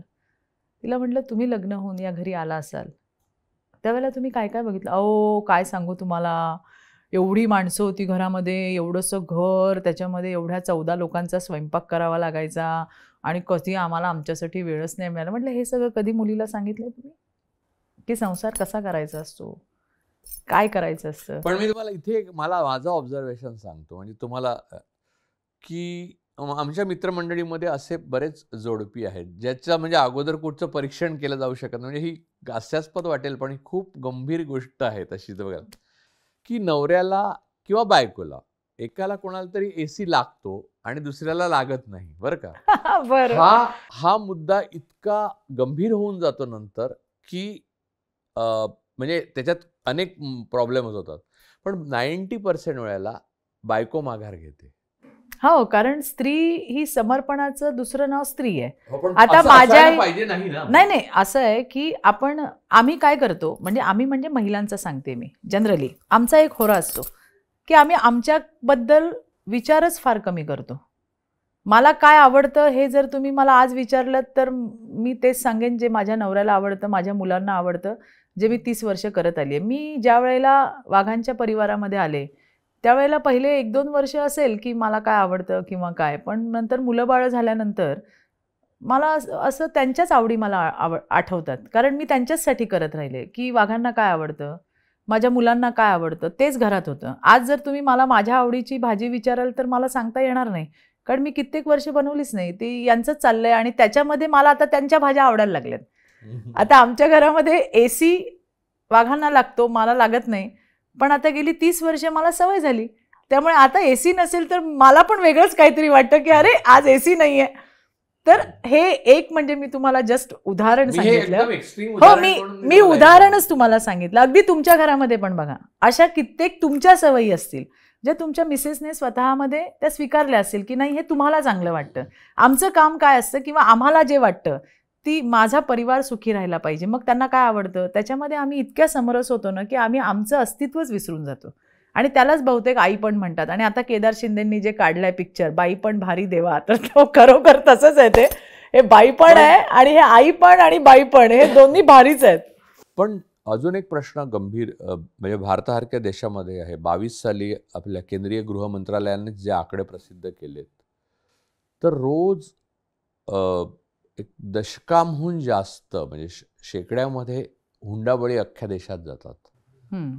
आता आपल्या देशाचा परंपरा आणि मग आपली ती महान हो. काय संस्कृती वगैरे आहे, त्याच्यामध्ये हुंडाबळी जाणारे जे मुली आहेत, त्या सगळं काय जात, वर्ण, गोत्र सगळं बघून पत्रिका वगैरे बघून काय ते केलेलं असतं, त्यात जास्ती करून हुंडाबळी जातात. आता मला हा प्रश्न आहे की तुम्ही स्वतः अनेक हुंडाबळीचे हो. केसेस कदाचित हँडल केले असतील, की याबाबत अवेअरनेस, जागरूकता निर्माण करण्याचे कुठच्याही पक्षाच्या महिला आघाडीने किंवा NGOज वेगळ्या पद्धतीने काम करतात, पण महिला आघाडीने किंवा स्त्रियांसाठी म्हणून खास काम केलेलं नाहीये. तर त्याच्यावर का नाही काम करत कोणीच? राजकीय पक्षाला काय ह्याच्यातनं फायदा नाही म्हणून बोलत नाहीत का? नाही तसं नाहीये हा का मुद्दा. मतदार दुखावतील नाही बरेच? नाही अजिबातच नाही. सर्वांना हुंडा हवाय. अजिबातच नाही. मी तुम्हाला आज इथे तुमच्या स्टुडिओमध्ये बसून अतिशय जबाबदारीने सांगते, मला देशाचं माहिती नाही, मी महाराष्ट्रात काम करते. IPC 304B हे जे सेक्शन आहे हे डावरीसाठी म्हणजे जे हुंडाबळी वगैरे आहे याच्यासाठी लावलं जातं. जबाबदारीने मी तुम्हाला सांगते की महाराष्ट्रामध्ये 304B म्हणजेच या हुंडाबळीच्या केसेस याचं प्रमाण अत्यल्प आहे. अत्यल्प आहे, अतिशय अत्यल्प आहे. याच्यामध्ये अवेअरनेस एक फार चांगल्या पद्धतीने एक घटना झाली होती, मला आठवतंय. अंबरनाथ म्हणजे आपल्याला अंबरनाथ म्हटलं की तुम्हाला फक्त शहरी भाग वाटतो, पण तसं नाही आहे. अंबरनाथ ग्रामीणचा पण भाग आहे. आणि त्या अंबरनाथ ग्रामीणमध्ये मला फार चांगलं आठवतंय, एक गरोदर बाई होती आणि तिला खांबाला बांधून तिला जिवंत जाळली होती पोटातल्या बाळासकट. आणि तो खूप मोठा हा विषय रेंज आहे. येतो कुठून म्हणजे? नाही तेच तुम्हाला सांगते. आता याच्यामध्ये काय होतं, महिलेच्या शत्रू बनतात. यामध्ये सगळ्यात जास्त जर तुम्ही बघाल ना तर 2 मुली झाल्या, तिसरी मुलगी झाली किंवा घरून काहीतरी घेऊ नये. पण याचं मूळ जर तुम्ही कुठे बघाल ना तर ते येतं मुलीच्या जन्मावरती. म्हणजे ज्या मी केसेस पाहिलेल्या आहेत अगदी कुठेही. अंबरनाथ ग्रामीण म्हणजे काही फार खेडं नाही आहे, आपल्या जवळ ठाणे जिल्हा जवळच आहे. पण त्या ठिकाणी सुद्धा अशा पद्धतीची, पण मग त्याच्या मागची कारणं ही आहेत. 2 मुलीच झाल्या, हिला 3 मुलीच झाल्या, मग आता हिचा काहीतरी छळ करायचा, मग हे घेऊ नये. मग त्या आईची इच्छा असते की नाही आता माझ्या मुलाचं मला दुसरं लग्न करायचं, मग आता ही असताना दुसरं लग्न मी कसं करायचं. आणि अशा मी केसेस बघितल्या आहेत. हे अतिशय जबाबदारीने मी बोलतेय. आणि त्याच्यातून या घटना होतात.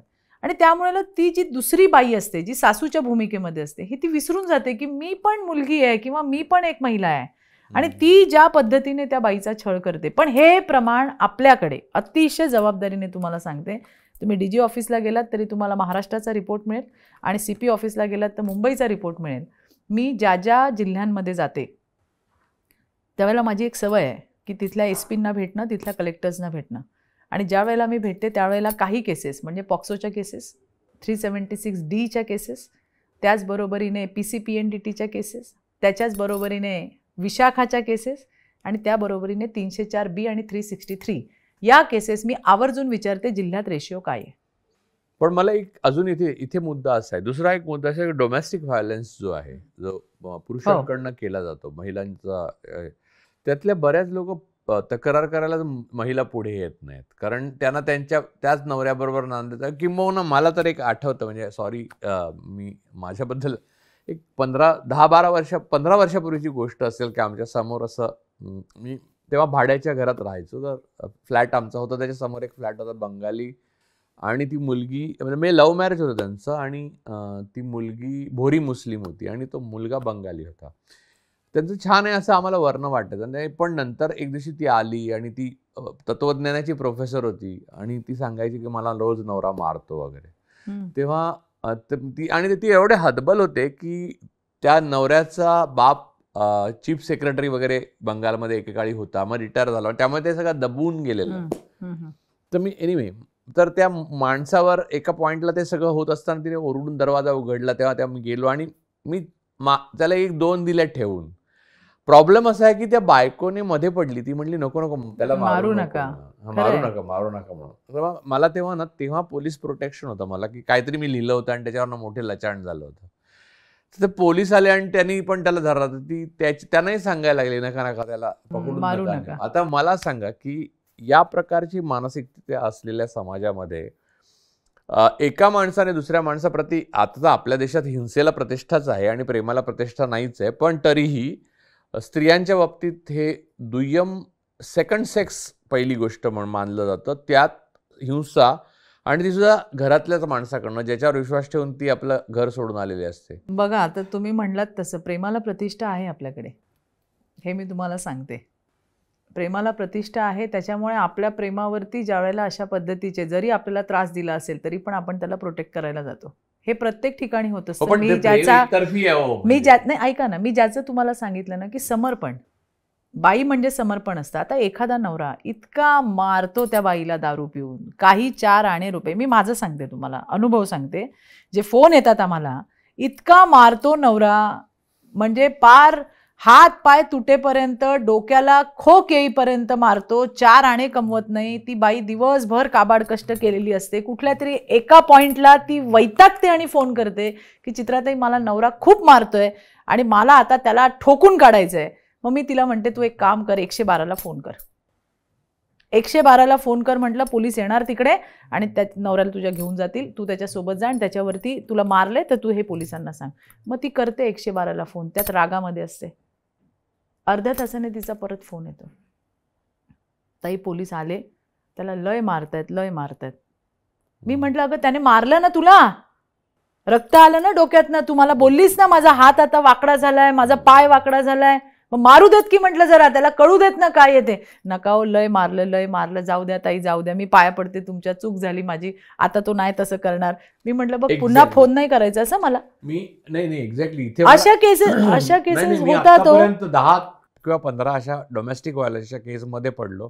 प्रत्येक वेळेला मी पस्तावलेलो आहे, म्हणजे मी माणूस असू ना, म्हणजे तर तुम्हाला रोज फेस करायला लागत असेल तर या गोष्टीला हँडल कसं करायचं? मग कसं असतं, कुठलीही बाई, कुठली पण बाई असू दे, तिला ना तिचा संसार हा तिची प्रायोरिटी असते.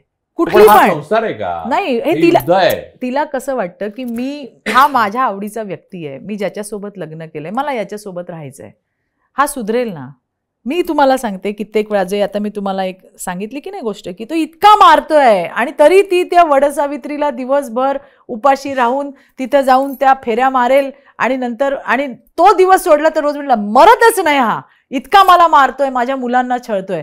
मग मी तिला म्हणते की अगं, तुला रोज तो मारतोय, तू का सहन करते? नाही होतही, जाऊ द्या, हे पण दिवस जातील, माझी लेकरं मोठी होतील, संसार होईल माझा चांगला, माझे मुलं सुखाने राहतील आणि याला सुधरवू आपण, आम्ही सुधरवू याला. हे तिचं शेवटपर्यंतचं, म्हणजे कुठलीच बाई, जी बाई म्हणजे ज्या बाईला आपण म्हणतो ना की संसार हा आमचा प्राण असतो, म्हणून तुम्हाला सांगते की आमच्यावरही अटॅक करताना, आता जसं माझं, मी तुम्हाला सांगते की मी राजकारणामध्ये, तसं माझ्यावरही अटॅक करताना काय बघितलं जातं, प्रत्येक बाईची दुखरी नस काय असते, तिचा परिवार, तिचा नवरा, तिची मुलं, हे तिचं सगळ्यात जास्त असतं. त्याच्यामुळे तिथे कुठेतरी दाबलं की मग बाई चवताळते किंवा तिला त्रास होईल असं काहीतरी वागलं जातं. असं सगळ्याच ठिकाणी, राजकारणात मी आहे म्हणून माझ्यासोबत होतं, असं इतर क्षेत्रातही तेच होतं, एक वेपन म्हणून याला वापरलं जातं. पण बाईचं पुन्हा तेच आहे की तिला तिचा संसार टिकवायचा असतो, तेवढ्या वेळापुरती तिला राग असतो की याला मारायला, याने मला खूप मारले. पण जेव्हा त्याला ज्या वेळेला दुखापत होते ना, तेव्हा मग ती नाही, लय मारतील पोलीस, लय मारतील, मला जाऊ द्या. या पार्श्वभूमीवर एवढा काळ तुम्ही राजकारणात घालवला एक महिला म्हणून, मला विचारायचं की हे जग पुरुषांचं आहे असं जे एक वाक्य म्हटलं जातं, ते तुम्हाला पटतं? हो, खरंच आहे हे जे आहे. कारण बघा, आपल्याकडे पुरुष सत्ताक पद्धत होती आणि ती आजही आहे, हे मान्य करावं लागेल. हो, म्हणजे आपल्याचकडे नाही, जगभर होती. आणि त्यामुळे मला आठवतं लॉन टेनिसमध्ये महिला विजेतीला कमी पैसे दिले जायचे, त्याच्यावर ना एक मोठी स्टोरी, पण एनिवे त्याच्यावर जाऊया नका. मला आठवतं चंद्रकांत दादा असं म्हणाले होते एकदा, असंच आम्ही बोलत असताना, ते मला म्हणले की असं सांगितलं जातं की महिलांना बुरख्यात ठेवलं जातं. बुरखा म्हणजे नॉट बुरखा एक्झॅक्टली, आपण त्याला काय म्हणू, पडदा म्हणू, घुंगट म्हणू, तर असं ठेवलं जातं किंवा काय. तर त्यावेळेला ती परकीयांची आक्रमणं व्हायची, मग त्याच्यातनं त्या महिलांना उचलून नेणं, त्यांना त्रास देणं वगैरे, असे जे त्यावेळेला प्रकार व्हायचे, त्यातून महिलांना कुठेतरी बाई तू सेफ राहा म्हणून ठेवण्यात आलं. पण त्याच्यानंतर तो घुंगट वर करायचा राहिला. अशा आपल्याकडे वीरांगना होऊन गेल्या आहेत की ज्यांनी या आपल्या भारताला, महाराष्ट्रामध्ये तर आपली वीरांची भूमी आहे ही, आणि त्यामुळे इथे तर एकापेक्षा एक अशा वीरांगना होऊन गेल्यात. आणि त्यामुळे हे क्षेत्र पुरुषांचंच आहे आणि सगळे क्षेत्र पुरुषांची आहेत. आम्ही त्या ठिकाणी म्हणतो की आम्ही तुमच्यासोबत आहोत, आम्ही खांद्याला खांदा लावून आहोत, आम्ही आमचं काम करतो, पण आम्हाला तुमच्यापेक्षा जास्त एफर्ट्स घ्यावे लागतात, आम्हाला तुमच्यापेक्षा जास्त कष्ट करावे लागतात, आम्हाला तुमच्यापेक्षा पेपर्स जास्त द्यावे लागतात, आमची वेळोवेळी परीक्षा आजही घेतली जाते, की म्हणजे तावून सुलाखून आपण म्हणतो की नाही, अगदी तावून सुलाखून असं आम्हाला सगळ्या भट्ट्यांमधून जावं लागतं आणि मग तेव्हा कुठेतरी जाऊन बाबा आता हा बेंचमार्क या ठिकाणी आहे असं असं केलं जातं. आणि त्या फेजमधनं सगळेजण जात आहेत. आम्ही किती शिकलो, आम्ही किती पुढे झालो. किंवा आता राजू परुळेकर आणि चित्रा वाघ हे आपलं उदाहरण सांगते मी. एखादा मुद्दा आहे, तो मुद्दा राजू परुळेकरांनी मांडला आणि तोच मुद्दा चित्रा वाघनी पण मांडला. पण चित्रा वाघनी राजू परुळेकरपेक्षा चांगला तो मुद्दा मांडलाय, पण चित्रा वाघची वाहवा होणार नाही, राजू परुळेकरची वाहवा होणार. हे एक मेंटॅलिटी आहे लोकांची. लक्षात आलं का? त्यामुळे स्त्री आणि पुरुष काम करताना, कुठलंही काम करताना मी म्हटलं श्रेय लवकर मिळत नाहीच. आणि ती बाई काम करत राहते तरी सुद्धा शेवटी एक वेळ अशी येते की तुम्हालाही ते आमचं अस्तित्व मान्य करावं लागतं. आणि मी नेहमी म्हणते की आमच्या दिसण्यावर खूप बोललं जातं. जेव्हा आमच्या असण्यावरती बोललं जाईल त्यावेळेला मला वाटतं की एक वेगळं परिवर्तन लोकांमध्ये पण येईल आणि समाजामध्ये पण येईल. तुम्हाला जवळपास अखेरचा प्रश्न मी विचारतो की महत्वाकांक्षा ही ऊर्जा आहे. एक चांगली महत्वाकांक्षा असेल तर, म्हणजे ती राक्षसी असू नये, चांगल्या प्रकारची. आणि राजकारण काही कोणी महत्वाकांक्षेशिवाय करू शकत नाही, कारण मुळामध्ये त्याच्यामध्ये एवढे ऑड्स आहेत की काहीतरी फळ मिळालं तर नाही तर मग त्याच्यात करण्याला पॉईंटच नाही. तुम्ही राष्ट्रवादी काँग्रेसमध्ये 20 वर्ष केली आणि तुम्ही म्हणालात की डिझर्व तुम्हाला कॉम्प्लिमेंट त्या प्रकारे मिळाले नाहीत, बाकी शिक्षण खूप मिळालं तरी. तुम्हाला असं वाटतं का की भारतीय जनता पक्षात आता 4 वर्ष झाली, तुम्हाला डिझर्व कॉम्प्लिमेंट एक दिवशी पक्षाकडनं मिळेल, आणि ते डिझर्व कॉम्प्लिमेंट जे मिळेल ते तुम्हाला काय असायला हवंय? खरं सांगू का, माझ्या मागे राजकारणाचा कुठलाही इतिहास भूगोल नाही आहे. माझ्या घरामध्ये, माझ्या खानदानात कोणी ग्रामपंचायतीचं सदस्य पण नाही आहे. त्यामुळे मला माझ्या लिमिटेशन्स माहिती आहेत. सगळ्यात आधी तर स्वतःला तयार करणं या सगळ्या याच्यातून जाण्यासाठी, आणि याच्यातून जी आपली सुरुवात झाली राजकारणाची ती करत आले, काम करत गेले. कामाचं सॅटिस्फॅक्शन पण खूप मोठं असतं. तुम्ही जेव्हा रात्री झोपता त्यावेळेला तुम्हाला एक आपण म्हणतो ना की कामाचं समाधान जे असतं ते मात्र मला खूप मिळालं. आणि मला आनंद वाटतो की बाबा चला आज कोणाचं तरी मी काम करू शकले, कोणाच्या तरी मदतीला येऊ शकले. आता हे काम करत असताना तुमचे दोन्ही पाय समाजकारणात असून चालत नाही, हे मी शिकले.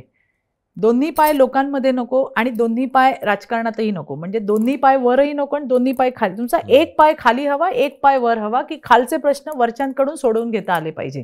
आणि त्या अनुषंगाने माझा प्रवास चालू झाला. बऱ्यापैकी लोकांना आपल्याला मदत करता आली, काम करता आलं त्यांचं. आणि अर्थात ॲम्बिशन सगळ्यांना असतात, पण त्या कधी द्यायच्या, काय द्यायचं हे ते पक्षाचं जे नेतृत्व असतं. नाही मी सांगते, येते मी, अजून संपलं नाही माझं. आणि तुम्हाला सांगू का की आपल्या नेत्यावरती आपण ज्यांच्या सोबत काम करतो किंवा ज्यांच्या नेतृत्वात काम करतो, मला माहीत नाही, मी 2014 पासून 2019 पर्यंत असा एकही दिवस नाही गेला की मी देवेंद्रजींवर टीका नाही केली. ते मुख्यमंत्री होते. कधीच म्हणजे मला असा एकही दिवस आठवत नाही. मी आणि माझ्यासोबत भारती पवार पण होती, हे तुम्हाला सांगते. भारती पवार माझी व्हाईस प्रेसिडेंट होती, जे आज केंद्रीय मंत्री, आणि मी अध्यक्ष होते. आणि आम्ही दोघींनी म्हणजे अशी खूप धूम केली. अगदी त्यावेळेला जे काही सरकारच्या विरोधात पॉलिसीज वगैरे आम्ही खूप बोललो. आणि नंतर दोघी आम्ही देवेंद्रजींच्या नेतृत्वात आलो. आता तुम्ही बघा, भारती पवार ही केंद्रीय मंत्री झाली, तिला स्वप्नातही वाटलं नव्हतं, पण भारतीय जनता पार्टीने ते करून दाखवलं. ते देवेंद्रजींनी करून दाखवलं, ते मोदीजींनी करून दाखवलं. मी ज्या वेळेला भारतीय जनता पार्टीमध्ये, ज्या वेळेला मी देवेंद्रजींशी बोलायला गेले, त्यावेळेला त्यांनी मला एकच सांगितलं होतं. मला त्यांनी काही बोलूच दिलं नव्हतं. इनफॅक्ट ते मला म्हटले, चित्राताई तुम्ही काहीच बोलू नका, मला माहिती आहे तुमचं पोटेन्शियल, मला माहिती आहे तुमचं काम, मला माहिती आहे. त्यामुळे तुम्हाला कुठे काय कधी द्यायचं हे तुम्ही निश्चिंत राहा. आणि एक असा नेता आपला असतो की ज्याच्यावरती आपला विश्वास असतो. मी भारतीय जनता पार्टीमध्ये माझं आत्ताचं जे राजकारण आहे, हे देवेंद्रजींचा हात पकडून, मी डोळे झाकून मी आणि माझा परिवार आलो आहे. माझा प्रचंड विश्वास आहे त्यांच्यावर. आणि म्हणजे थोडंसं डायव्हर्ट करते, पण ऐकण्यासारखं आहे की मी दुसऱ्या पक्षातून इथे आली आहे. त्यामुळे दोन पक्षांमधला जो डिफरन्स आहे ना, हा मला प्रचंड जाणवतो प्रत्येक वेळेला. देवेंद्रजींची क्वालिटी अशी एकच तुम्हाला मी सांगते, की एकदा ज्या वेळेला उद्धव ठाकरे मुख्यमंत्री होते त्यावेळेला त्यांनी देवेंद्रजींबद्दल ते नेहमीच फार वाईट बोलायचे, म्हणजे आजही बोलतायत. त्यावेळेला त्यांनी फार टोकाचं असं फारच वाईट असं त्यांनी कोट केला होता. मला प्रचंड संताप झाला होता. मी त्यांना म्हटलं, मी आता मोर्चाच काढते, म्हटलं मी मातोश्रीवर जाते मोर्चा काढायला. मी देवेंद्रजींना सांगितलं. तर अर्थात मी कधी सांगत नाही मी काय करणार आहे किंवा मी आता इथे जाणार आहे आणि ते करणार आहे, पण त्यावेळेला नेमकी माझी भेट होती एका विषयासाठी आणि मी त्यांना म्हटलं की मी उद्या त्यांच्या बंगल्यावर जाणार आहे बांद्राला आणि तिथेच आता आंदोलन करते. तर त्यांनी मला विचारलं, तुमचं कुणाशी भांडण आहे तुमचं, तुम्हाला कोण काय बोलल्याचं वाईट वाटलंय? मी म्हटलं अर्थात मुख्यमंत्री असं बोलले, म्हटलं हे बरोबर नाही बोलले, त्यांनी नाही बोलायला पाहिजे आणि म्हणून म्हटलं मी जाणार आहे. ते म्हणले की बघा, तुम्ही जिथं जाणार आहात ना, जे मातोश्री तुम्ही म्हणताय, तिथे त्यांच्या मिसेस राहतात, त्यांची मुलं राहतात, आणखीन पण लोक राहतात, त्यांच्या परिवाराला तुम्ही का त्रास द्यायला जाताय? तुम्हाला जे काही बोलायचं ते जिथे असतं तिथे तुम्ही बघा, तिथे भूमिका तुम्ही करा. असं कुणाच्या घरी चित्रातही जाऊ नका, आपल्याला कुणाच्या घरापर्यंत जायचं नाही. बघा, हा एक छोटंसंच ते बोलले, पण माझ्यासारख्या कार्यकर्तीला हा फार मोठा मेसेज आहे. त्यांनी मला नाही जाऊ दिलं तिकडे. ते म्हणले तुम्हाला काय करायचं ते तुम्ही त्यांच्या प्रशासकीय कार्यालयाच्या इथे तुम्हाला काय करायचं ते करा, ते मुख्यमंत्री म्हणून तिथे आहेत, पण कुणाच्या घरी जाऊ नका. आता ही छोटी गोष्ट आहे, पण याच्यामध्ये खूप मोठा मेसेज आहे की आपला नेता ज्याला आपण फॉलो करतो, ज्याला आपण ज्यांचा हात धरून राजकारणामध्ये आत्ता चाललोय, तो आपला नेता किती प्रगल्भ आहे. दुसरं कोणाचं जा करा, आंदोलनं जोरदार करा, मला बोललेत ना ते, चला चित्राताई उठा आणि तिथे जा, तुम्ही तिथे भांडा. पण त्यांनी नाही जाऊ दिलं मला. ते मला म्हणले नाही चित्राताई, आपल्याला कुणाच्या घरापर्यंत जायचं नाही, आपल्याला कुणाला त्रास द्यायचा नाही, तुमचं त्यांचं काय भांडण आहे ते तुम्ही त्यांच्या प्रशासकीय ठिकाणी करा. मला अभिमान आहे, मी अशा नेत्यासोबत काम करते. आणि मला हे पण असं कधी स्वप्नातही मलाही नव्हतं वाटलं आणि भारतीलाही नव्हतं वाटलं की पुन्हा एकदा आम्ही ज्यांच्यावरती टीका करतो त्या देवेंद्रजींबरोबर काम करू. पण मी हे तुम्हाला विश्वासाने सांगते की अत्यंत विजन असलेला नेता, म्हणजे मी असं हे बोलले तर कदाचित तुम्हाला अतिशयोक्ती वाटेल, मला अजिबात वाटणार, पण 10 शरद पवार म्हणजे एक देवेंद्र फडणवीस आहे. मी आज हे पहिल्यांदा तुमच्या ऑन कॅमेरा स्टेटमेंट केलंय आणि हे माझं वाक्य आता तुम्हाला अतिशयोक्ती वाटत असेल, पण येणाऱ्या दिवसामध्ये जे मी हे बोलतेय ते आणि तेच सत्य होणार. आणि म्हणून तुम्ही मला म्हटलात की चित्राताई तुम्हाला ॲम्बिशन काय आहे, की तुम्हाला काय व्हायला आवडेल, काय करायला आवडेल, राजकारणात कुठल्या स्टेजला जायला आवडेल. माझा नेता इतका प्रगल्भ आहे आणि माझा नेता इतका खंबीर आहे, मला कधी काय द्यायचं हे त्यांना फार चांगलं माहिती आहे. काम करण्यामध्ये एक आनंद असतो, तो मी घेते. मी कधीही कुठल्याही प्रशासकीय भूमिकेत, म्हणजे आपण काय म्हणतो कधी आमदार किंवा खासदार किंवा काय, असं मी कधी नव्हतेच. आणि त्याच्यामुळे मला त्या गोष्टीचं अफसोस पण नाही आहे, कारण माझं कुठलं कामही अडलं नाही. ज्या वेळेला मी अपोजिशनमध्ये होते त्याही वेळेला ज्या वेळेला जे मंत्री होते, अर्थात माझं काही पर्सनल काम कधीच नव्हतं. जे काम असायचं ते ती लोकं करायची आणि आजही कुठलंहीच काम अडत नाही आहे. त्यामुळे माझ्या नेत्यावरती विश्वास आहे. प्रत्येकाला आपले लिमिटेशन्स पण माहिती असले पाहिजे की काय आहे. आता आपण जसं बघतो की समाज, आम्ही तर फार छोट्या समाजातनं येतो, त्याच्यामुळे आमचा समाज हा व्यापारी समाज आहे, त्याच्यामुळे तो राजकारणाच्यापासून थोडासा लांबच आहे. म्हणजे माझ्या समाजामध्ये बोटावर मोजण्या इतके लोकप्रतिनिधी असतील, हे 5ही नसतील महाराष्ट्रामध्ये. त्याच्यामुळे आम्ही ज्या कम्युनिटीमधनं येतो, आम्ही जिथनं येतो तिथनं आमची पाळंमुळं मला माहिती आहेत. मग या ठिकाणी माझा विश्वास हा माझ्या नेत्यावर आहे आणि मला पूर्ण विश्वास आहे की देवेंद्रजी हे मला त्या ठिकाणी न्याय देतील. त्यांना जिथे योग्य वाटेल, ज्या वेळेला माझी ज्या ठिकाणी गरज असेल त्या ठिकाणी ते पाठवतील. शिवाय आणखीन एक किस्सा आहे, 1 मिनिट घेईन, फार घेणार नाही.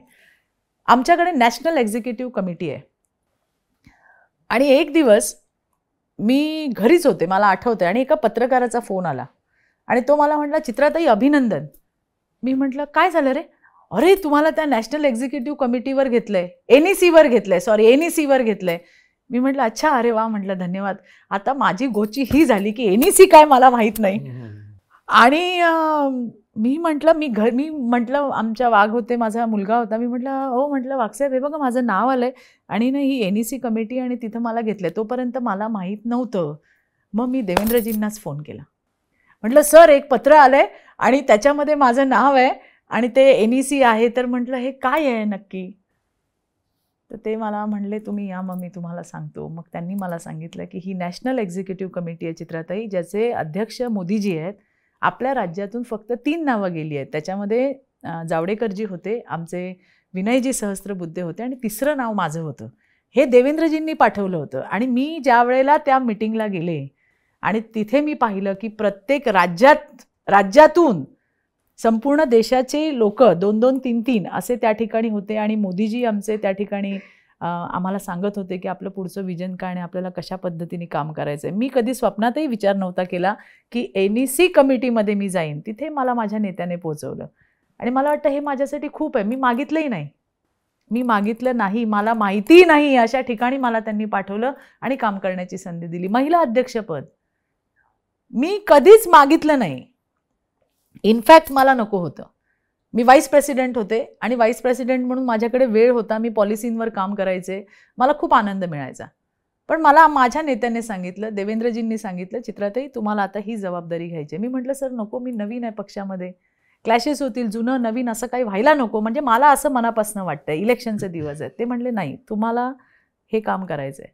देवेंद्रजींनी मला सांगितलं महिला अध्यक्ष व्हायचं, मी महिला अध्यक्ष झाले आणि त्याच्यानंतर काम करताना माझ्या लक्षात आलं की सरांनी काय विजन देऊन मला इथं पाठवलं असेल, ती काय असेल त्यांच्या डोक्यामध्ये. त्यामुळे तुम्हाला पूर्ण खात्री आहे की मला पूर्ण खात्री. आणि मी तुम्हाला सांगते, मी आणि माझ्या परिवाराने चित्रा वाघचं राजकारणात पुढे काय होणार भारतीय जनता पार्टीमध्ये हे मी माझ्या पक्षाकडे आणि माझे नेते देवेंद्रजींकडे सोपवलेलं आहे. मी कधीही विचार करत नाही, कधीही विचार करत नाही. आणि भारतीय जनता पार्टी आहे, समुद्र आहे हा, देशातली नाही जगातली सगळ्यात मोठी पार्टी आहे आणि त्याच्यामुळे कुठे ना कुठे प्रत्येकाला संधी आहे आणि माझा पक्ष आणि माझा नेता हा माझ्यासाठी सर्वोच्च आहे आणि तेच विचार करतील कधी कुठे काय जायचं. आपलं काम आहे चरैवेती चरैवेती चरैवेती चालत राहायचं. थँक्यू, तुम्ही इथे आलात त्याबद्दल. फक्त एकच मी तुम्हाला खुलासा करतो की तुमच्या पक्षाच्या किंवा त्याच्या मातृसंघटनेच्या तत्वज्ञानावर मी पर्सनली माझा शून्य विश्वास आहे, परंतु देवेंद्र फडणवीसांच्या क्षमतेवर मला प्रश्न पडेल असं जे तुम्हाला वाटलं तसं काही नाही आहे. कारण मी अनेकदा लिहिलं आहे आणि बोललो आहे त्यांच्या क्षमतेविषयी आणि त्याच्यासाठी मला रोज ट्रोल केलं जातं. काही घटना महाराष्ट्रात घडली की मला हे विचारलं जातं की हे पहा देवेंद्र फडणवीस म्हणून. म्हणजे तुम्ही त्यामुळे मला हे बघा कसं आहे, गुणवत्ता आहे ना म्हणजे तुमची असेल ती तुमच्या तत्वज्ञान जे तुम्ही फॉलो करतात त्या संघटनेवर अवलंबून नसते. तो माणूस ते घेऊन येतो आणि आपण माणसाला बघा, मी काही पक्षात नाही कुठच्या, त्यामुळे मला माणूस महत्त्वाचा असतो, मला पक्ष महत्त्वाचा नाही आहे. आता या सगळ्याच्या पलीकडच्या अनेक गोष्टी आहेत, पण त्याच्यावर आपण पुन्हा कधीतरी बसू. पण आज तुम्ही ज्या आलात आणि जे काय छान बोललात तुम्ही आणि तुमच्याबद्दलचे जरा बरेच गैरसमज लोकांचे दूर झाले असतील की तुम्ही रागीट आहात असं वाटत असेल तर त्यांना रागीट नाही, तुम्ही आनंदी आणि हसडे आहात. त्यामुळे बऱ्याच पुरुषांचं भय पण कमी होईल आणि तुमचे मी एकदा खूप आभार मानतो आणि तुमचं हे जे काय तुम्ही आत्ता व्यक्त केलं ते लोकांपर्यंत पोहोचवणं हे आमचं काम आहे. जाताना एक शेवटचं मी सांगेन की मलाही आनंद वाटला की पॉलिटिशियनच्या पलीकडे आम्ही एक स्त्री आहोत, एक महिला आहे आणि त्याच्यामध्ये मला काय वाटतं एक महिला म्हणून हे बोलतं करायचं काम मला वाटतं इतक्या वर्षामध्ये, माझ्या 24 वर्षाच्या जर्नीमध्ये ही पहिली इंटरव्ह्यू असावी की चित्राताई तुम्हाला काय वाटतं एक बाई म्हणून. मला वाटतं त्यामुळेही मला फार मोकळेपणाने या ठिकाणी बोलता आलं. आणि मगाशी तुम्ही म्हणलात की देवेंद्रजींचं येस ते काम करतात ते तुम्हाला आवडतं, तुम्ही काही काम त्यांचं ॲप्रिशिएट केलंय, तुम्ही जाहीर बोललेले आहात. आता ते त्याच मुशीतून घडलेले आहेत, ते आलेच तिथून आहेत, याच मातृसंघटनेतनं आलेले आहेत, याच पक्षातून आलेले आहेत. त्याच्यामुळे तुम्ही जे बोललात त्याच्याबद्दल आभार आहे, कारण तुम्हाला लोक ऐकतात. राजू परुळेकर जे बोलतात ते लोक ऐकतात आणि त्यामुळे लोकांचे जे काही गैरसमज असतील ते तुमच्या बोलण्यातनं, तुमचे व्हिडिओज, तुमचं इनसायडरच्या माध्यमातनं. इनसायडर म्हणजे काय, इनसायडर आहे तो की जो आहे तो तुम्ही अगदी छानपणे ओपन करता समोरच्याला. आणि एक व्यक्ती म्हणून काय वाटतं, म्हणजे पॉलिटिशियन्स म्हणून तर साच्यातले प्रश्न असतात सगळ्याच ठिकाणी, हे काय हे काय हे काय. पण आज मला येऊन मनापासूनचा आनंद झाला की आज तुमच्याशी बोलता आलं, बरेच विषय मलाही त्या ठिकाणी मोकळेपणाने मांडता आले आणि म्हणून तुमचे राजूजी आभार की मला आज तुम्ही इनसायडरला बोलवलं. खूप छान असं माझ्या जर्नीबद्दल मला बोलता आलं, तुम्ही माझ्या कार्यकर्त्यांबद्दल बोलता आलं की हा जो एक असा हा कप्पा आहे ना, हा अतिशय माझ्या हृदयाच्या जवळचा कप्पा आहे आणि आज त्याच्यावरती तुम्ही मला बोलतं केलं तर मला मनापासून आनंद झाला की कधीतरी या माझ्या हजारो लाखो भावंडांबद्दल मी कधीतरी कुठेतरी व्यक्त व्हावं अशी संधीच मिळाली नाही हो कधी. कारण नेहमी नेत्यांबद्दलच विचारलं जातं, यांच्याबद्दल तुम्हाला काय वाटतं आणि त्यांच्याबद्दल तर. पण ज्यांनी आम्हाला म्हणजे घडवलं, ज्यांनी आमच्यासोबत, मी काय एकटी नाही आहे या कारव्यामध्ये, हजारो लाखो कार्यकर्ते सोबत असतात, ज्यांनी कसलीच तमा न करता आम्हाला साथ दिली, त्यांच्याबद्दल मला आज तुम्ही बोलण्याची संधी दिली ना, त्यासाठी तुम्हाला मनापासूनचे आभार आहेत. आणि खूप छान आनंद झाला मला. खूप धन्यवाद. नमस्कार.